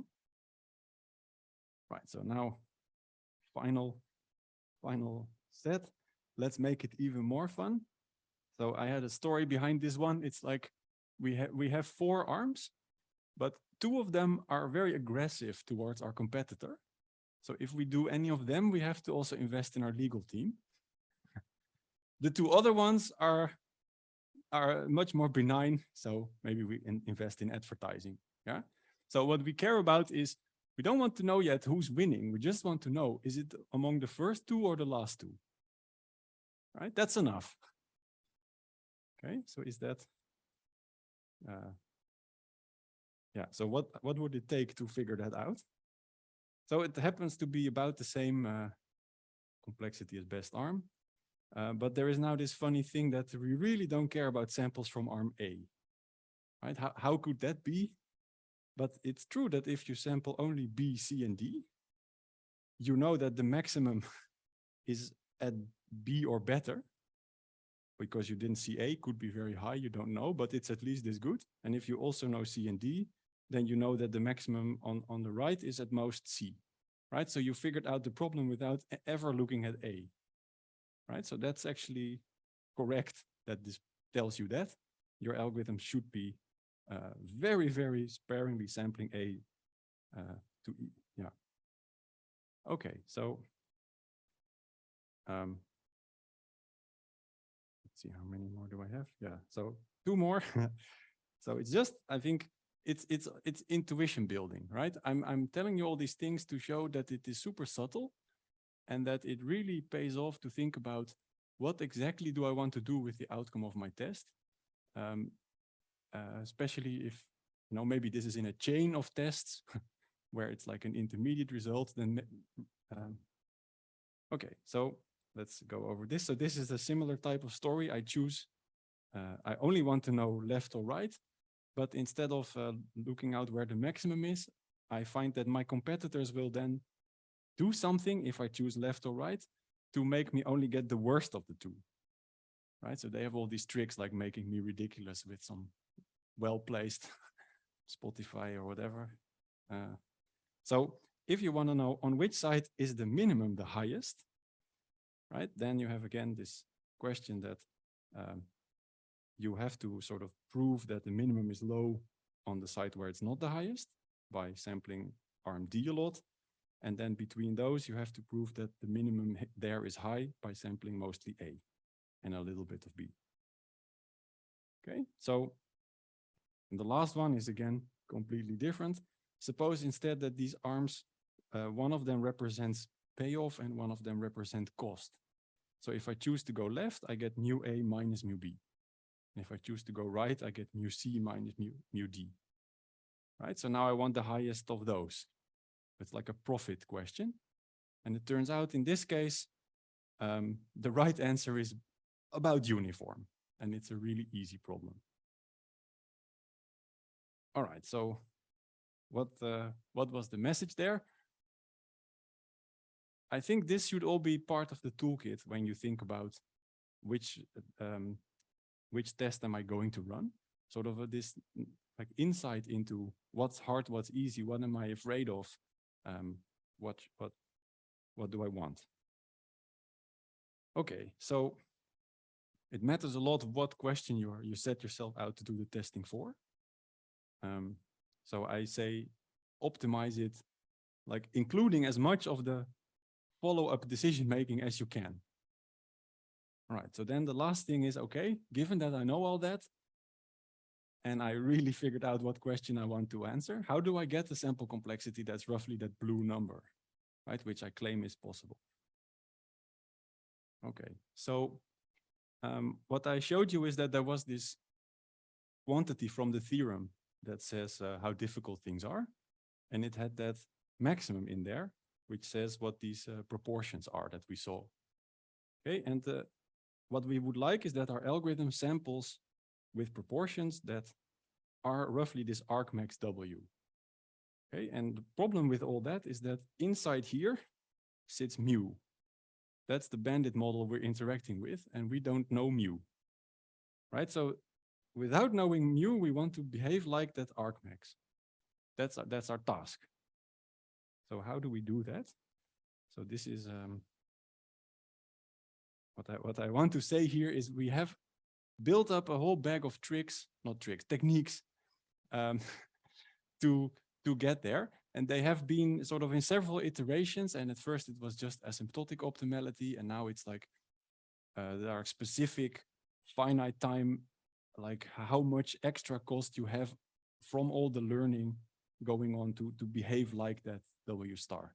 Right, so I won't have time to go into any of the details. I'm just, the cool thing about it is that you set up sort of a in your head learning interaction.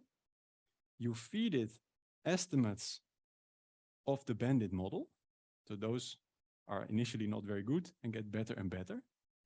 That learning interaction is, its job is to learn those W's. But it's doing very little work. It's doing, let's say, little gradient steps, if you want, to get you better and better W's.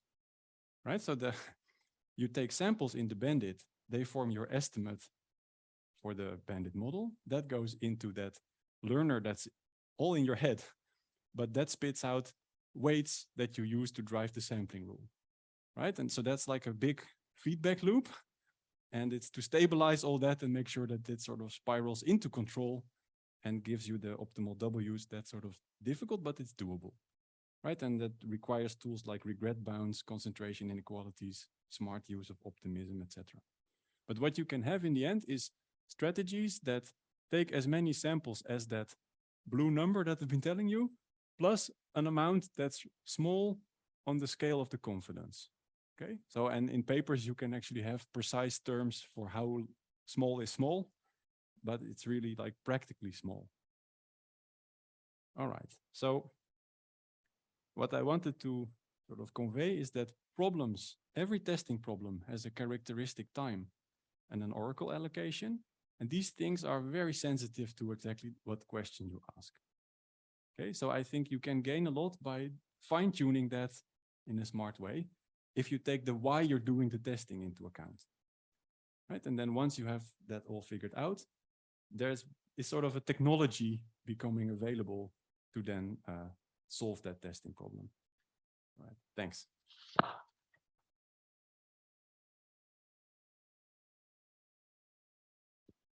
Yes, thank you, Wouter.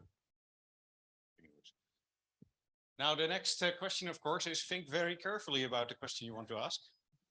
Sorry, but I see Peter is courageous. Yes.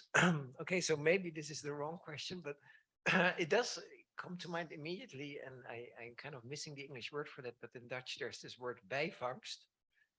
And the first thing you think here is, okay, some of these questions actually, maybe if you solve them, you have implicitly already have a pretty good answer to one of the other questions. Yes. There were actually two questions which had the same profile. Oh, you saw. The first one and the sixth one.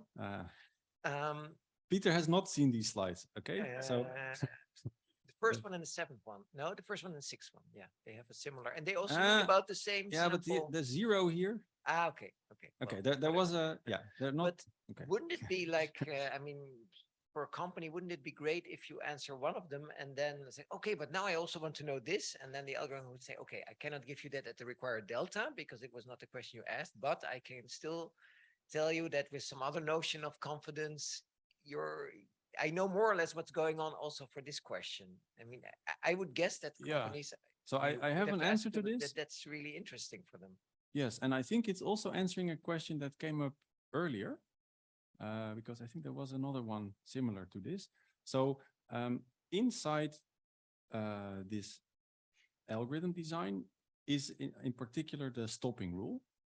And if you look carefully at the stopping rule, you will find that it's actually a multi-dimensional confidence interval being constructed, but not of a very typical shape. So typically things are like, dimension-wise intervals like a box or perhaps an ellipse, right? Those are the classic things.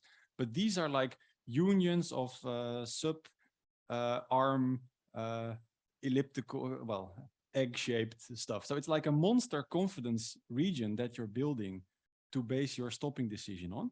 But that region is what you know at the very end of the whole thing.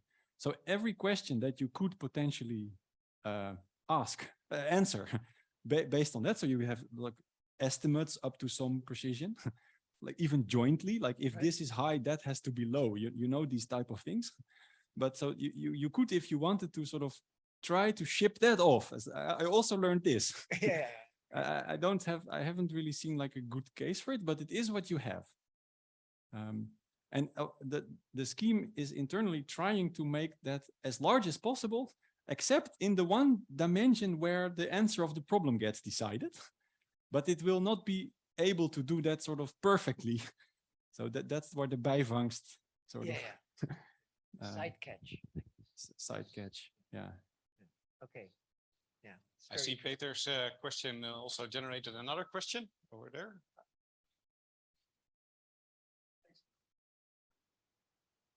Hi, thanks. Very interesting. My question is around to sort of variance in the different arms. I guess that's somewhat even here, or so if you have, I don't know, super noisy arms and very clear arms, would that massively change that? And can your algorithm adapt to that? Yeah, it's a good question. So it's also a dangerous question. So here I'm assuming that we are in the Bernoulli model. So there is the variance is actually a function of the means, right? So they are not independent, but they are not the same between arms. Like better arms, lower arms have smaller variance in this case, right? Sometimes your feedbacks are not Bernoulli, but some maybe real valued.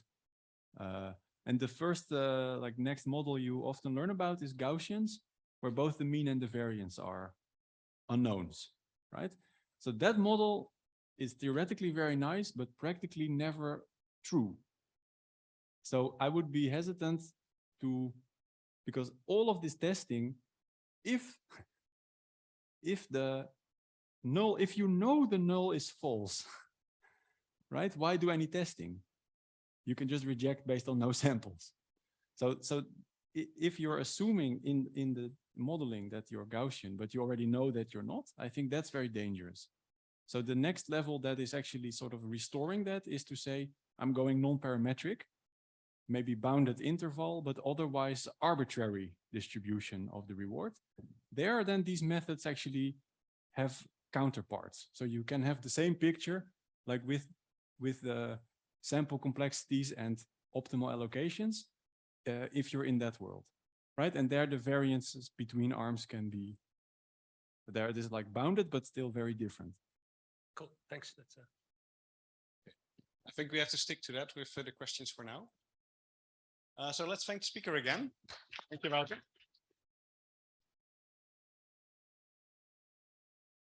Then I can introduce the final speaker of the day, who's wearing a very hip. No, sorry, where's Alan? Should be over here, hopefully.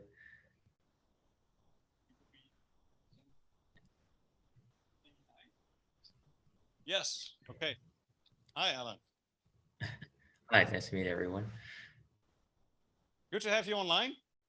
Just to briefly introduce you, Alan has a PhD in computer science from Berkeley, where he also did an MA in statistics. He also, in the meantime, did a postdoc at MIT, and then worked at Optimizely, where he was known as a statistician. And I'm still wondering whether that was a title or a nickname. A little bit of both. Bit of both. Okay. And now he's a researcher at DeepMind, and he will talk today about causality in A/B testing. I'll switch to you, Alan. Hi, thanks for having me. Sorry, I couldn't be there in person. I'm basically applying to relocate to London, so my visa is not accessible at the moment. So let me first share my screen.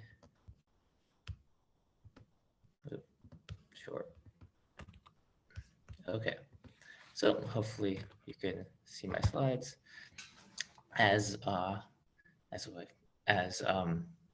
it was said, I'm currently a researcher at DeepMind, and I used to be the statistician at Optimizely. I think at some point there were two of us, but I was responsible for all the statistics there. And Optimizely, at least when I was there, was a small San Francisco-based startup that basically was trying to democratize experimentation. So they would install, I guess, software on their Class 1 page that lets their customers run experimentation, then they would collect the data and then present it in a dashboard. And kind of importantly, Optimizely was all in on this sequential hypothesis testing, which I'm sure you've heard a lot about so far.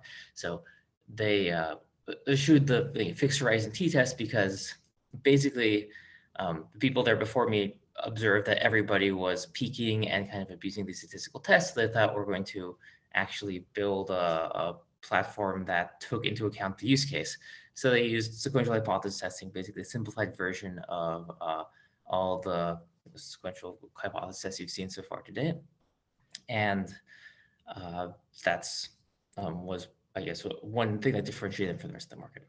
So as a statistician, I kind of saw a lot of pitfalls, got to interact with a lot of customers. So hopefully I will be able to convey some of the gathered wisdom there today. So my talk, basically the first 2/3 will be about causality. Like what is causal inference, what is the role of causality, how is causality and experimentation trying to answer the same question. And then the last third will be trying to share some insights and kind of convince people to have better practices when it comes to actually running experimentation, running t-tests when you're doing experimentation in your own platform. Okay, so let's get started with an example. And this is the causal inference bit. So here's a specific example that I guess we'll guide our introduction to throughout the first talk. So our developers went and they basically designed a new user interface that presents advanced options to the user. So the old status quo is on the right, where you see these like advanced options have been kind of are not shown by default. They've been they're not split by default. But the new design on the right, all the advanced options are available and shown to the user. And our designers have made this and pushed it out to the beta customers, and then we've been collecting data for a while. And one thing we'd like to do is, maybe we're not trying to run an experiment right now, but we have a lot of data, and our question is, can we actually decide whether to deploy these advanced options to everybody, to all our users, from the observational data alone? And when I say observational data, I mean data that we just kind of passively collected, where in particular users have, in some sense, self-selected whether they get the control of the treatment. So we have a program for a beta, or people can sign up, users can sign up for a beta user or to participate in the beta program. And if they're in a beta, then we roll out the advanced features to them. So there's some correlation between the user preference and whether or not they see it as advanced user. And a common way of modeling users that I've seen used successfully is to think of users as belonging to two groups. One, which is regular users, so if that's just your typical user, but the other is power users. And if you're on your webpage, you probably know who your power users are, but they're the ones who spend more money, who've been at the platform longer, who tend to appreciate things like being on the cutting edge and getting beta features, or tend to appreciate more options and control over their decisions. So that's kind of the idea. Now, in order to step back and model all this, we need a couple of mathematical tools. And it seems a little strange to talk about what probability is, this late into the day. Thanks for sticking around so long, by the way. But I used to see a lot of confusion. People weren't exactly sure what was meant with the probability. Sometimes I heard people describe it as a belief, or sometimes they would describe it as some other event. But for the purpose of this talk, you can think of a probability as proportions on some population. And this is my kind of favorite view to explain to people, where you imagine in some Platonic cave, you have all the users in the world, the users that you see and the users that you haven't, and that's like the collection, that's the population. For each user, there's 3 attributes that you care about, at least for the purpose of this study or this example. We have U, whether that user is a power user, so that's a binary. We have A, whether that user has seen these advanced options, that's also binary. And we have S, the difference in spend in dollars, whatever currency you like. And probability distribution kind of defines the demographics on average of this population. So in our mind, we have this little collection of little gray stick figures, and each stick figure has these 3 attributes, and they occur in some proportion.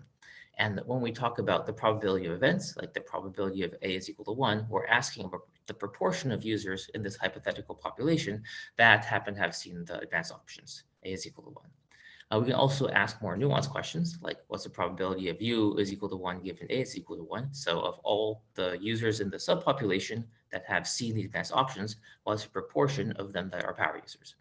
And we can calculate this, and that's just asking a proportion in a subpopulation. So I think this makes probability very concrete.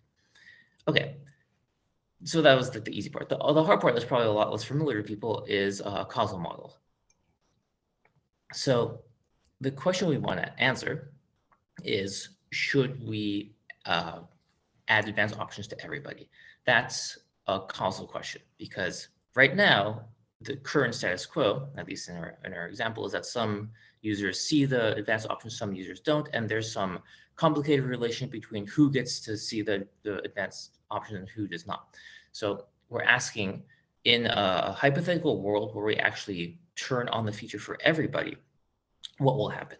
Right? So this hasn't been the data that's collected yet. So we want to try to infer what's happening in this hypothetical world. And whenever you're doing experiments or testing product launches, that's what you want, right? You kind of have a small experiment where you collect some data, and then you're trying to infer what will happen if you then change the state of your platform, if you turn advanced options on or off or on for everybody. So in order to do this, we need to understand how these variables, these attributes relate to each other. So I've drawn on the right a directed graph that kind of indicates what attribute causes what. So here we see that U has 2 arrows, one that points to A and one that points to S. And this is telling us that a user's chance of having seen advanced options is determined by whether they're a power user or not.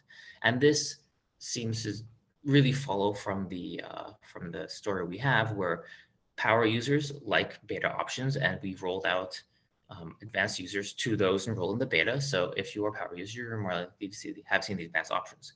We also know that power users spend differently, which explains the arrow from U to S. And finally, the red arrow, which is kind of the arrow that's most important to us, is the effect of seeing the options has on the spend. Right? And in that case, that's kind of arrow, it goes from A to S because that's the like flow we have in our mind, where a user will see an advanced options and that'll affect whether they want to spend more or less money. It wouldn't make any sense to have the arrow in the other way and claim that, say, a event S that happens in the future somehow caused the user to see advanced options in the past. That's like an acausal method. So these arrows kind of encode our causal understanding of the problem and kind of let us predict what will change when we make changes to the system. Another way to say it is if we could change one attribute, what would we expect to change? So if you could change U, what would we expect the spend to change? So if we were to say, if we were to toggle U, would we expect the spend to change? Apparently, yes, we'd also expect the chance of the attributes to change. But if we were to change A, we would expect the spend to change because of that arrow, but we wouldn't expect U to necessarily be influenced by whether users saw advanced options or not. And in causal inference, one of the starting points is always with a causal model. These typical graphical models are very common in the Perl setting, but they, as I said, encode our causal assumptions as to what's actually happening. Typically, causal models are something that you write down. In this case, it's kind of our intuition or understanding of the problem. In other cases, like in biology, for example, causal models can be developed by domain expertise, or sometimes you can establish them by running experiments. But it's always a starting point. Okay, so let's be a bit more concrete and actually give some numbers here, which will let us kind of prove, make a point later on. So we're going to specify what this model is. So for our cartoon example, we're going to assume that power users are less common, which generally tends to be true. So the probability of U is equal to 1 is 1/3. So the probability of U is equal to 1 is 2/3. We're going to assume that power users love new features. So in particular, if you're a power user, the chance that you've seen the new feature, i.e. because you added yourself to the beta program, is 8/12, which is pretty high. But on the other hand, non-power users aren't opting into the beta, so the probability that you've seen the new advanced options given that you aren't a power user is much smaller, 5/12. Power users also love options. So the expected, so S is the increase in spend, but the expected increase in spend of all power users who've also seen the advanced options is pretty large. It's $45. They're very excited about the new options and it causes them to just buy more. Or maybe they take some extra options that have extra fees associated with them. So that's how you increase the spend. On the other hand, regular users get confused easily and they tend to leave the checkout flow. So the expected value of S for all users that aren't power users but have seen the advanced options is actually negative because you've driven people away from the platform. And finally, the status quo is the expected value of S given A is 0. Okay, so this is the full model. And now we can start making computation with this. And the first question, of course, we want to ask is, what do we do with our observational data, right? We've collected data, like say a week's worth of data from this process. And before we actually answer questions, I'd like to point out that we can very easily make calculations. Here, I just putting this calculation on these slides, which you can verify later, but we can calculate the probability of A is equal to 1 is 1/2, because I conveniently choose a number, so that would work out. And the probability of U is equal to 1 conditional on A is equal to 1. So the probability of power users in the subpopulation of all users who saw the advanced options is 4/9. And if you recall, just up here, the baseline level of power users is 1/3. So in the subpopulation of users that have seen advanced options, the power users are overrepresented. They're 4/9, whereas if there was no connection, there would be 1/3. Okay, so we have some data, right, in the form of tuples A, I, U, I, Si. And the first quantity you might be tempted to look at, one that's very easy to calculate from the data, is what's the empirical mean? That's what this E subscript N denotes. The empirical mean of the difference in spend of all users in your data set that have seen the advanced options. I want to take that empirical mean and subtract from it the empirical mean of all the users that haven't seen the advanced options, right? And that's just what I've written down here. I'm hoping you can see my cursor actually, but so this is the indicator function that's basically when you sum over I, so sum over all users, is just selecting, this is 1 for when this is 1 and 0 otherwise, so you're just selecting the SIs that that correspond to users that where I is equal to 1, and you're subtracting from that the SIs where the advanced options were not, where AI is equal to 0, and dividing it by the appropriate counts. Okay, so we can calculate this very easily from the data. And this is, in the data we've seen, the difference between the average spend of the users that have seen the advanced options and the average spend of the users who haven't seen the advanced options. So one might think this is a pretty good proxy for the for what would be the difference if you were to give everyone the advanced options or using a probability model, we can calculate the exact form of this expectation, and this estimator that we have will be very similar to it. And this is just equal to the change in spend for advanced users with power, power users using the advanced options times the probability of the user being a power user conditioned on the subpopulation of A is equal to 1. That's just 4/9. That's the calculation on the previous slide times 45, plus the change in spend of non-power users who've seen the advanced options, which is minus 27 times that relative proportion, which is 5/9. So in total, that's equal to $5. So this kind of suggests that perhaps adding advanced options to everybody would be a good idea, because we've seen in our data set that the average spend is $5 higher for users that've seen the advanced options than for users that have not seen the advanced options. Okay, so that now, as I've mentioned before, as I've mentioned before, this is what we just calculated is something that's purely observational. It's something we just saw from correlations in the data. And what we're really trying to ask is a counterfactual question. It's what happens if we change the mechanism, if we change the world we see to be that everybody gets advanced options, what's then going to happen? So I'd kind of like to have a little audience participation and ask everybody what they think is going on. So I actually don't know if I can see everybody while also sharing. So I'm hoping someone, Maestro, perhaps will be able to tell me roughly how many people are raising their hands for these 3 options or these 4 options. I've copied on the right all the probability in case you've forgotten the numbers, but the question is, what will happen if we change A is equal to 1 for everybody, for all our users in the population? And there are 4 answers. So if you could, it's possible actually see, let's see, oops. Well, I'm just going to ask and then hope someone takes the microphone and helps me out here. If you could give me a rough sense of how many people are raising their hands for option A, which is we will actually see a $5 increase. Will do. So $5 increase, anyone? Yes. How many hands? Nobody. Nobody. Oh, so they smell a trick question. What about for option B? The increase will actually be more than $5. More than $5, anyone? You guys all know the right answer?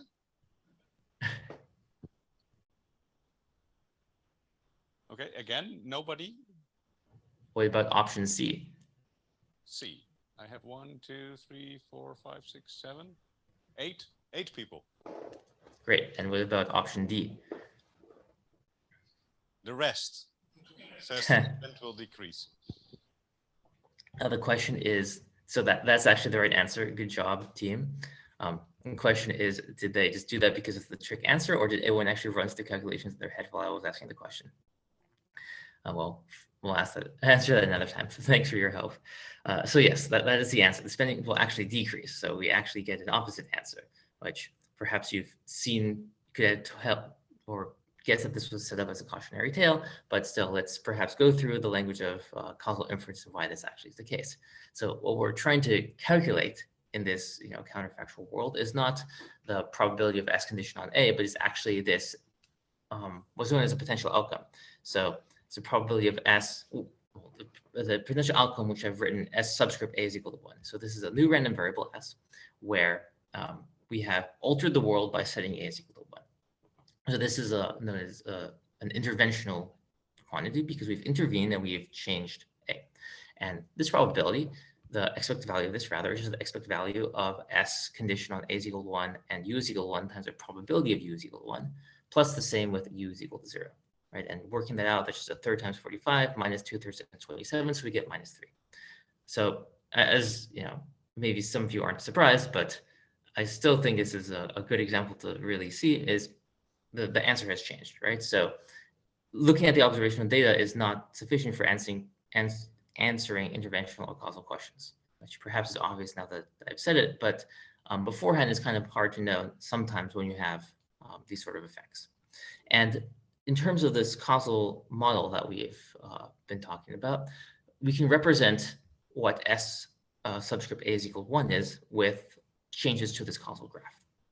So remember, we used to have all these nice edges, but in this new world where we've set A is equal to 1 forcefully, we no longer allow A to be determined by U. So we've cut this link, this kind of grayed out link here. And that's the really important intuition, is that in this this intervening variable, we have like so-called mutilated the graph by removing this edge by just setting A to not be a function of its parents. So after doing that, we have defined a new distribution for S, this new distribution which takes on the value generated by this graph, and then that's the S that we actually care about answering questions about. Okay.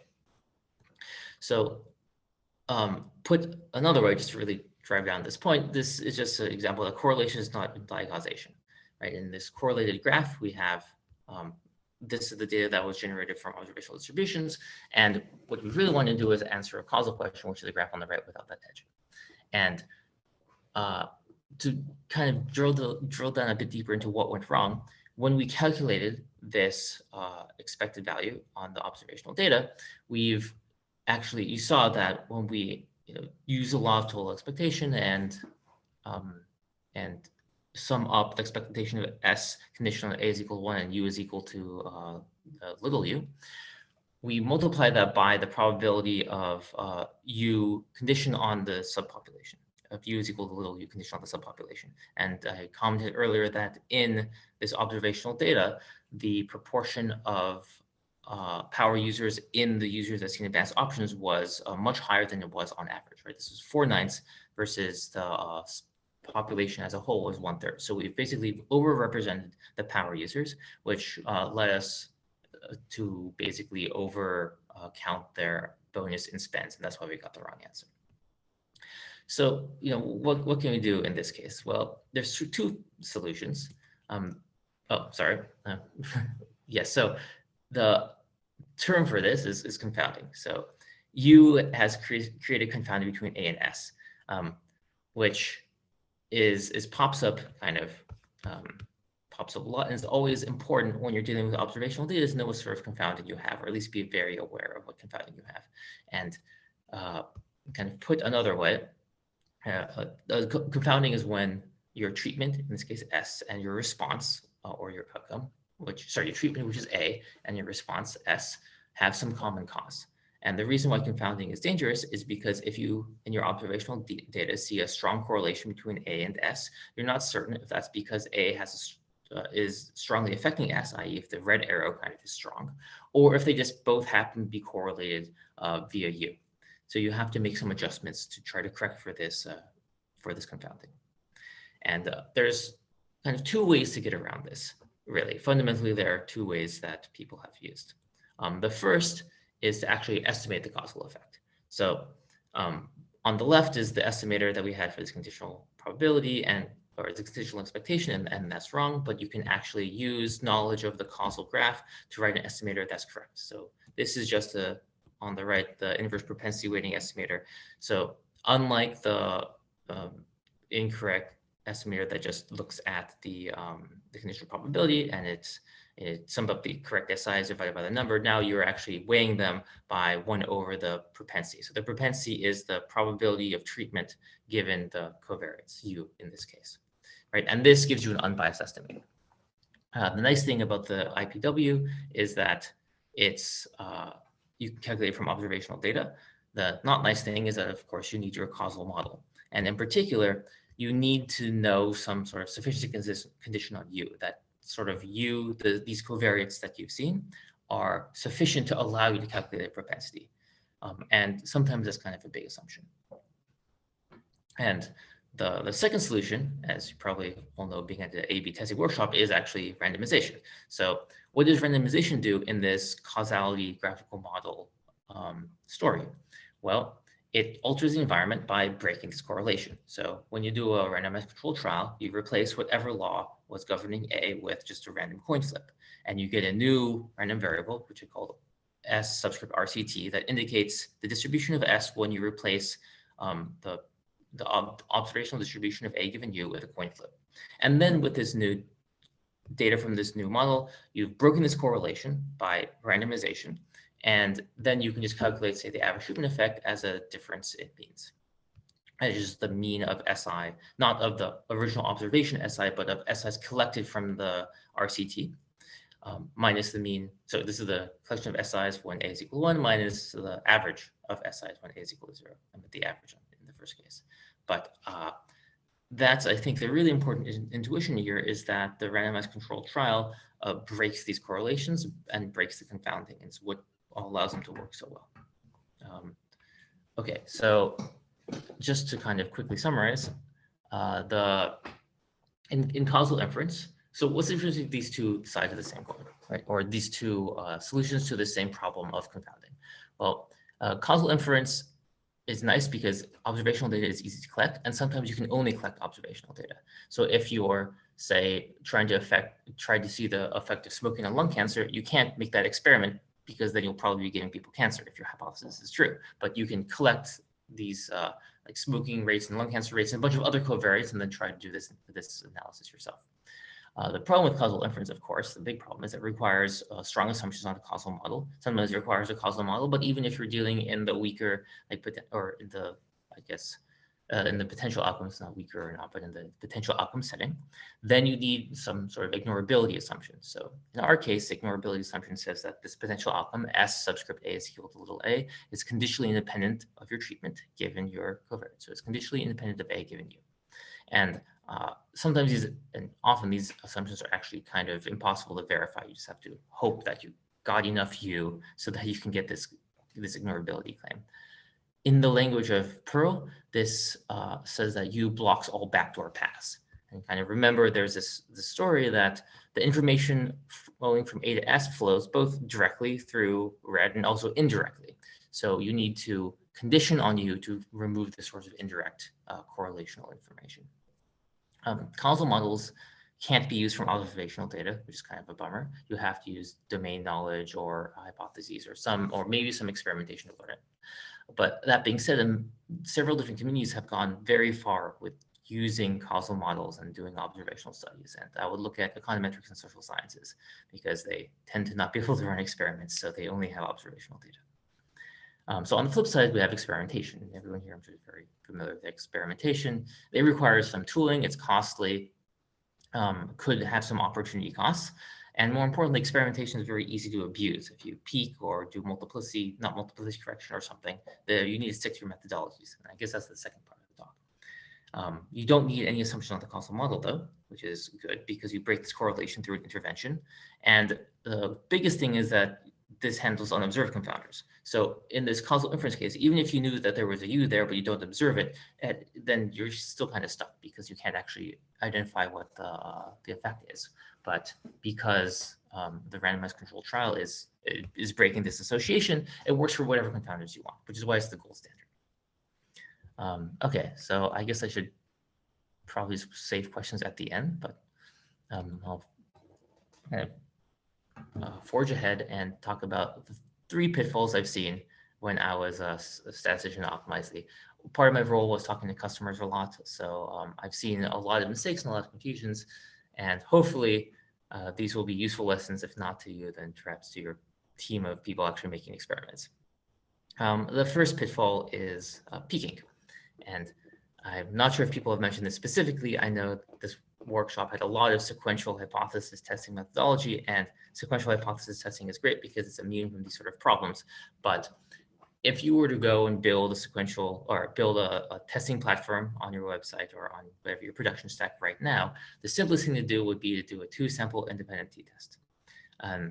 And what is tempting to do is to collect some data, calculate your p-value, plot it, and then collect more data, calculate another p-value and plot it, and then watch your p-values as they go down. And as soon as they're low enough, you declare victory and say that your test was significant.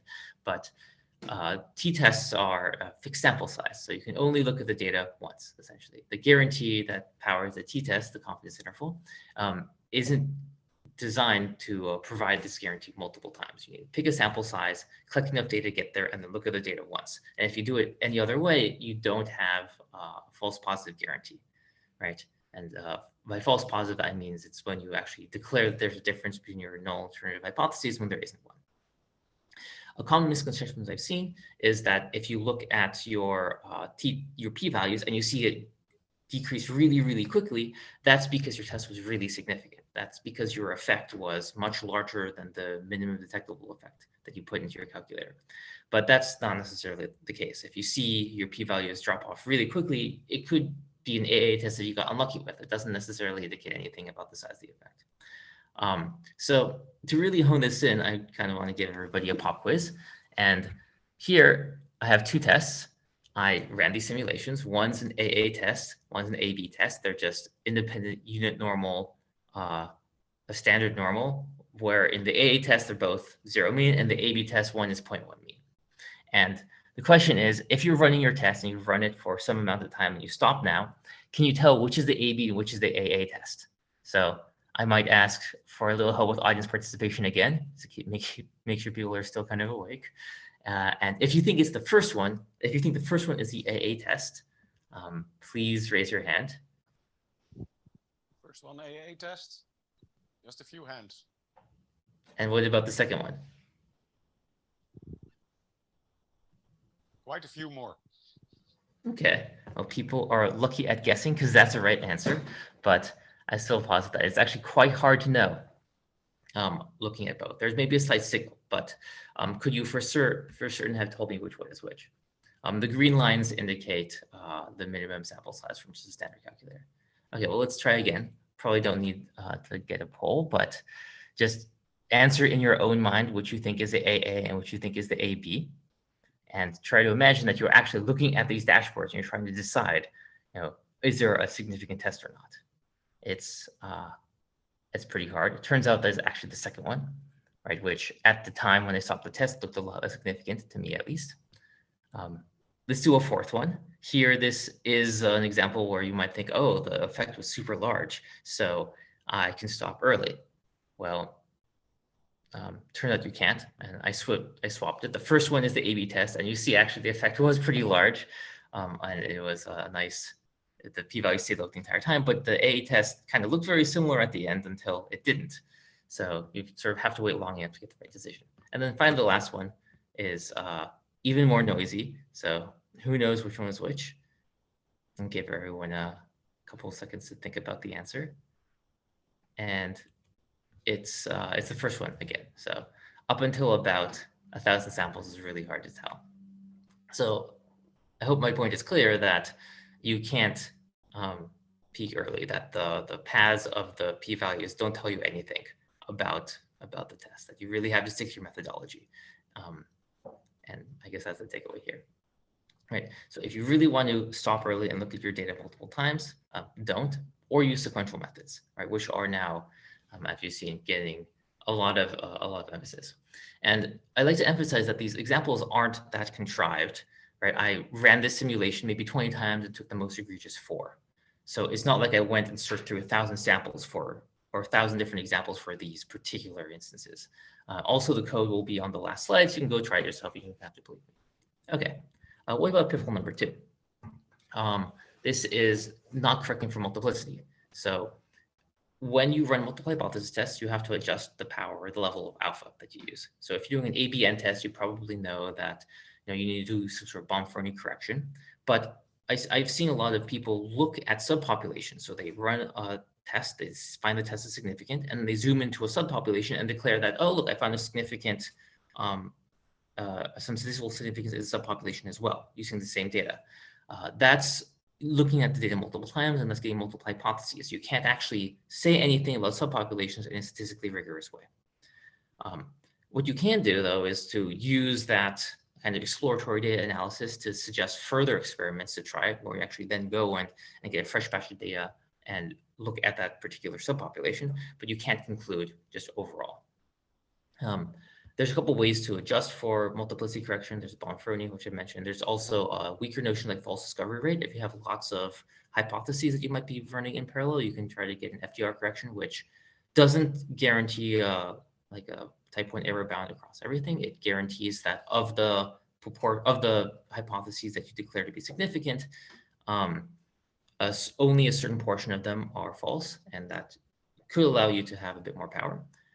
And that's, I left a link for those interested. Finally, pitfall 3 is kind of using the wrong paradigm. So you've seen, at least in the last talk, what a multi-arm bandit is, right? It's when you have multiple options and you're trying to funnel users into the best option as quickly as possible. And we know that multi-arm bandits, at least the default implementation, doesn't come with any sort of type 1 error guarantees, but they tend to be faster. So an example, my favorite example of multi-arm bandit is like, which headline do we show on today's front page? Right? You're trying to find that as quickly as possible because the day is only so long and you only have so many users. So in general, when is hypothesis testing appropriate? So hypothesis testing is slower than multi-arm bandits, and it's really appropriate when you actually want false positive control, when you care about having a type 1 error rate that's as small as you need to. And if you're using the results of the experiment to make long-term decisions, right? If you say, find out, the example I have here is that you do a test, you find out that better descriptions are more impactful than better pictures, you're then going to go and give more budget to your writers and not more budget to your photographers. So this decision you're making has a potentially long-term impact. Or if you're trying to use the results of your experiment to guide where you're going to do experimentation next. There's much more important to get these sort of idea or get these answers correct, and hypothesis is more appropriate in that scenario. But if you're doing something short-term, like if you're just trying to learn the best option on a web page, and knowing what the best headline on your front page is doesn't really tell you that much about what to do in the future, then a bandit is probably the right terminology, because the information about what's the best arm isn't going to impact you that much, and therefore you don't need to be absolutely certain about it. Okay, so I think a little over time, but that's all I had, and I would love to take some questions.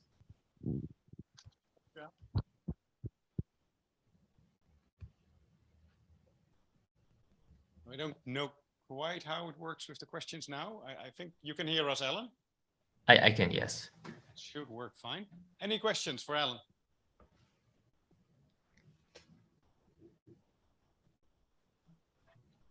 Do think carefully. Alexander? Hi, thanks for the talk. And I've got a question regarding causal discovery. So in this, can you hear me?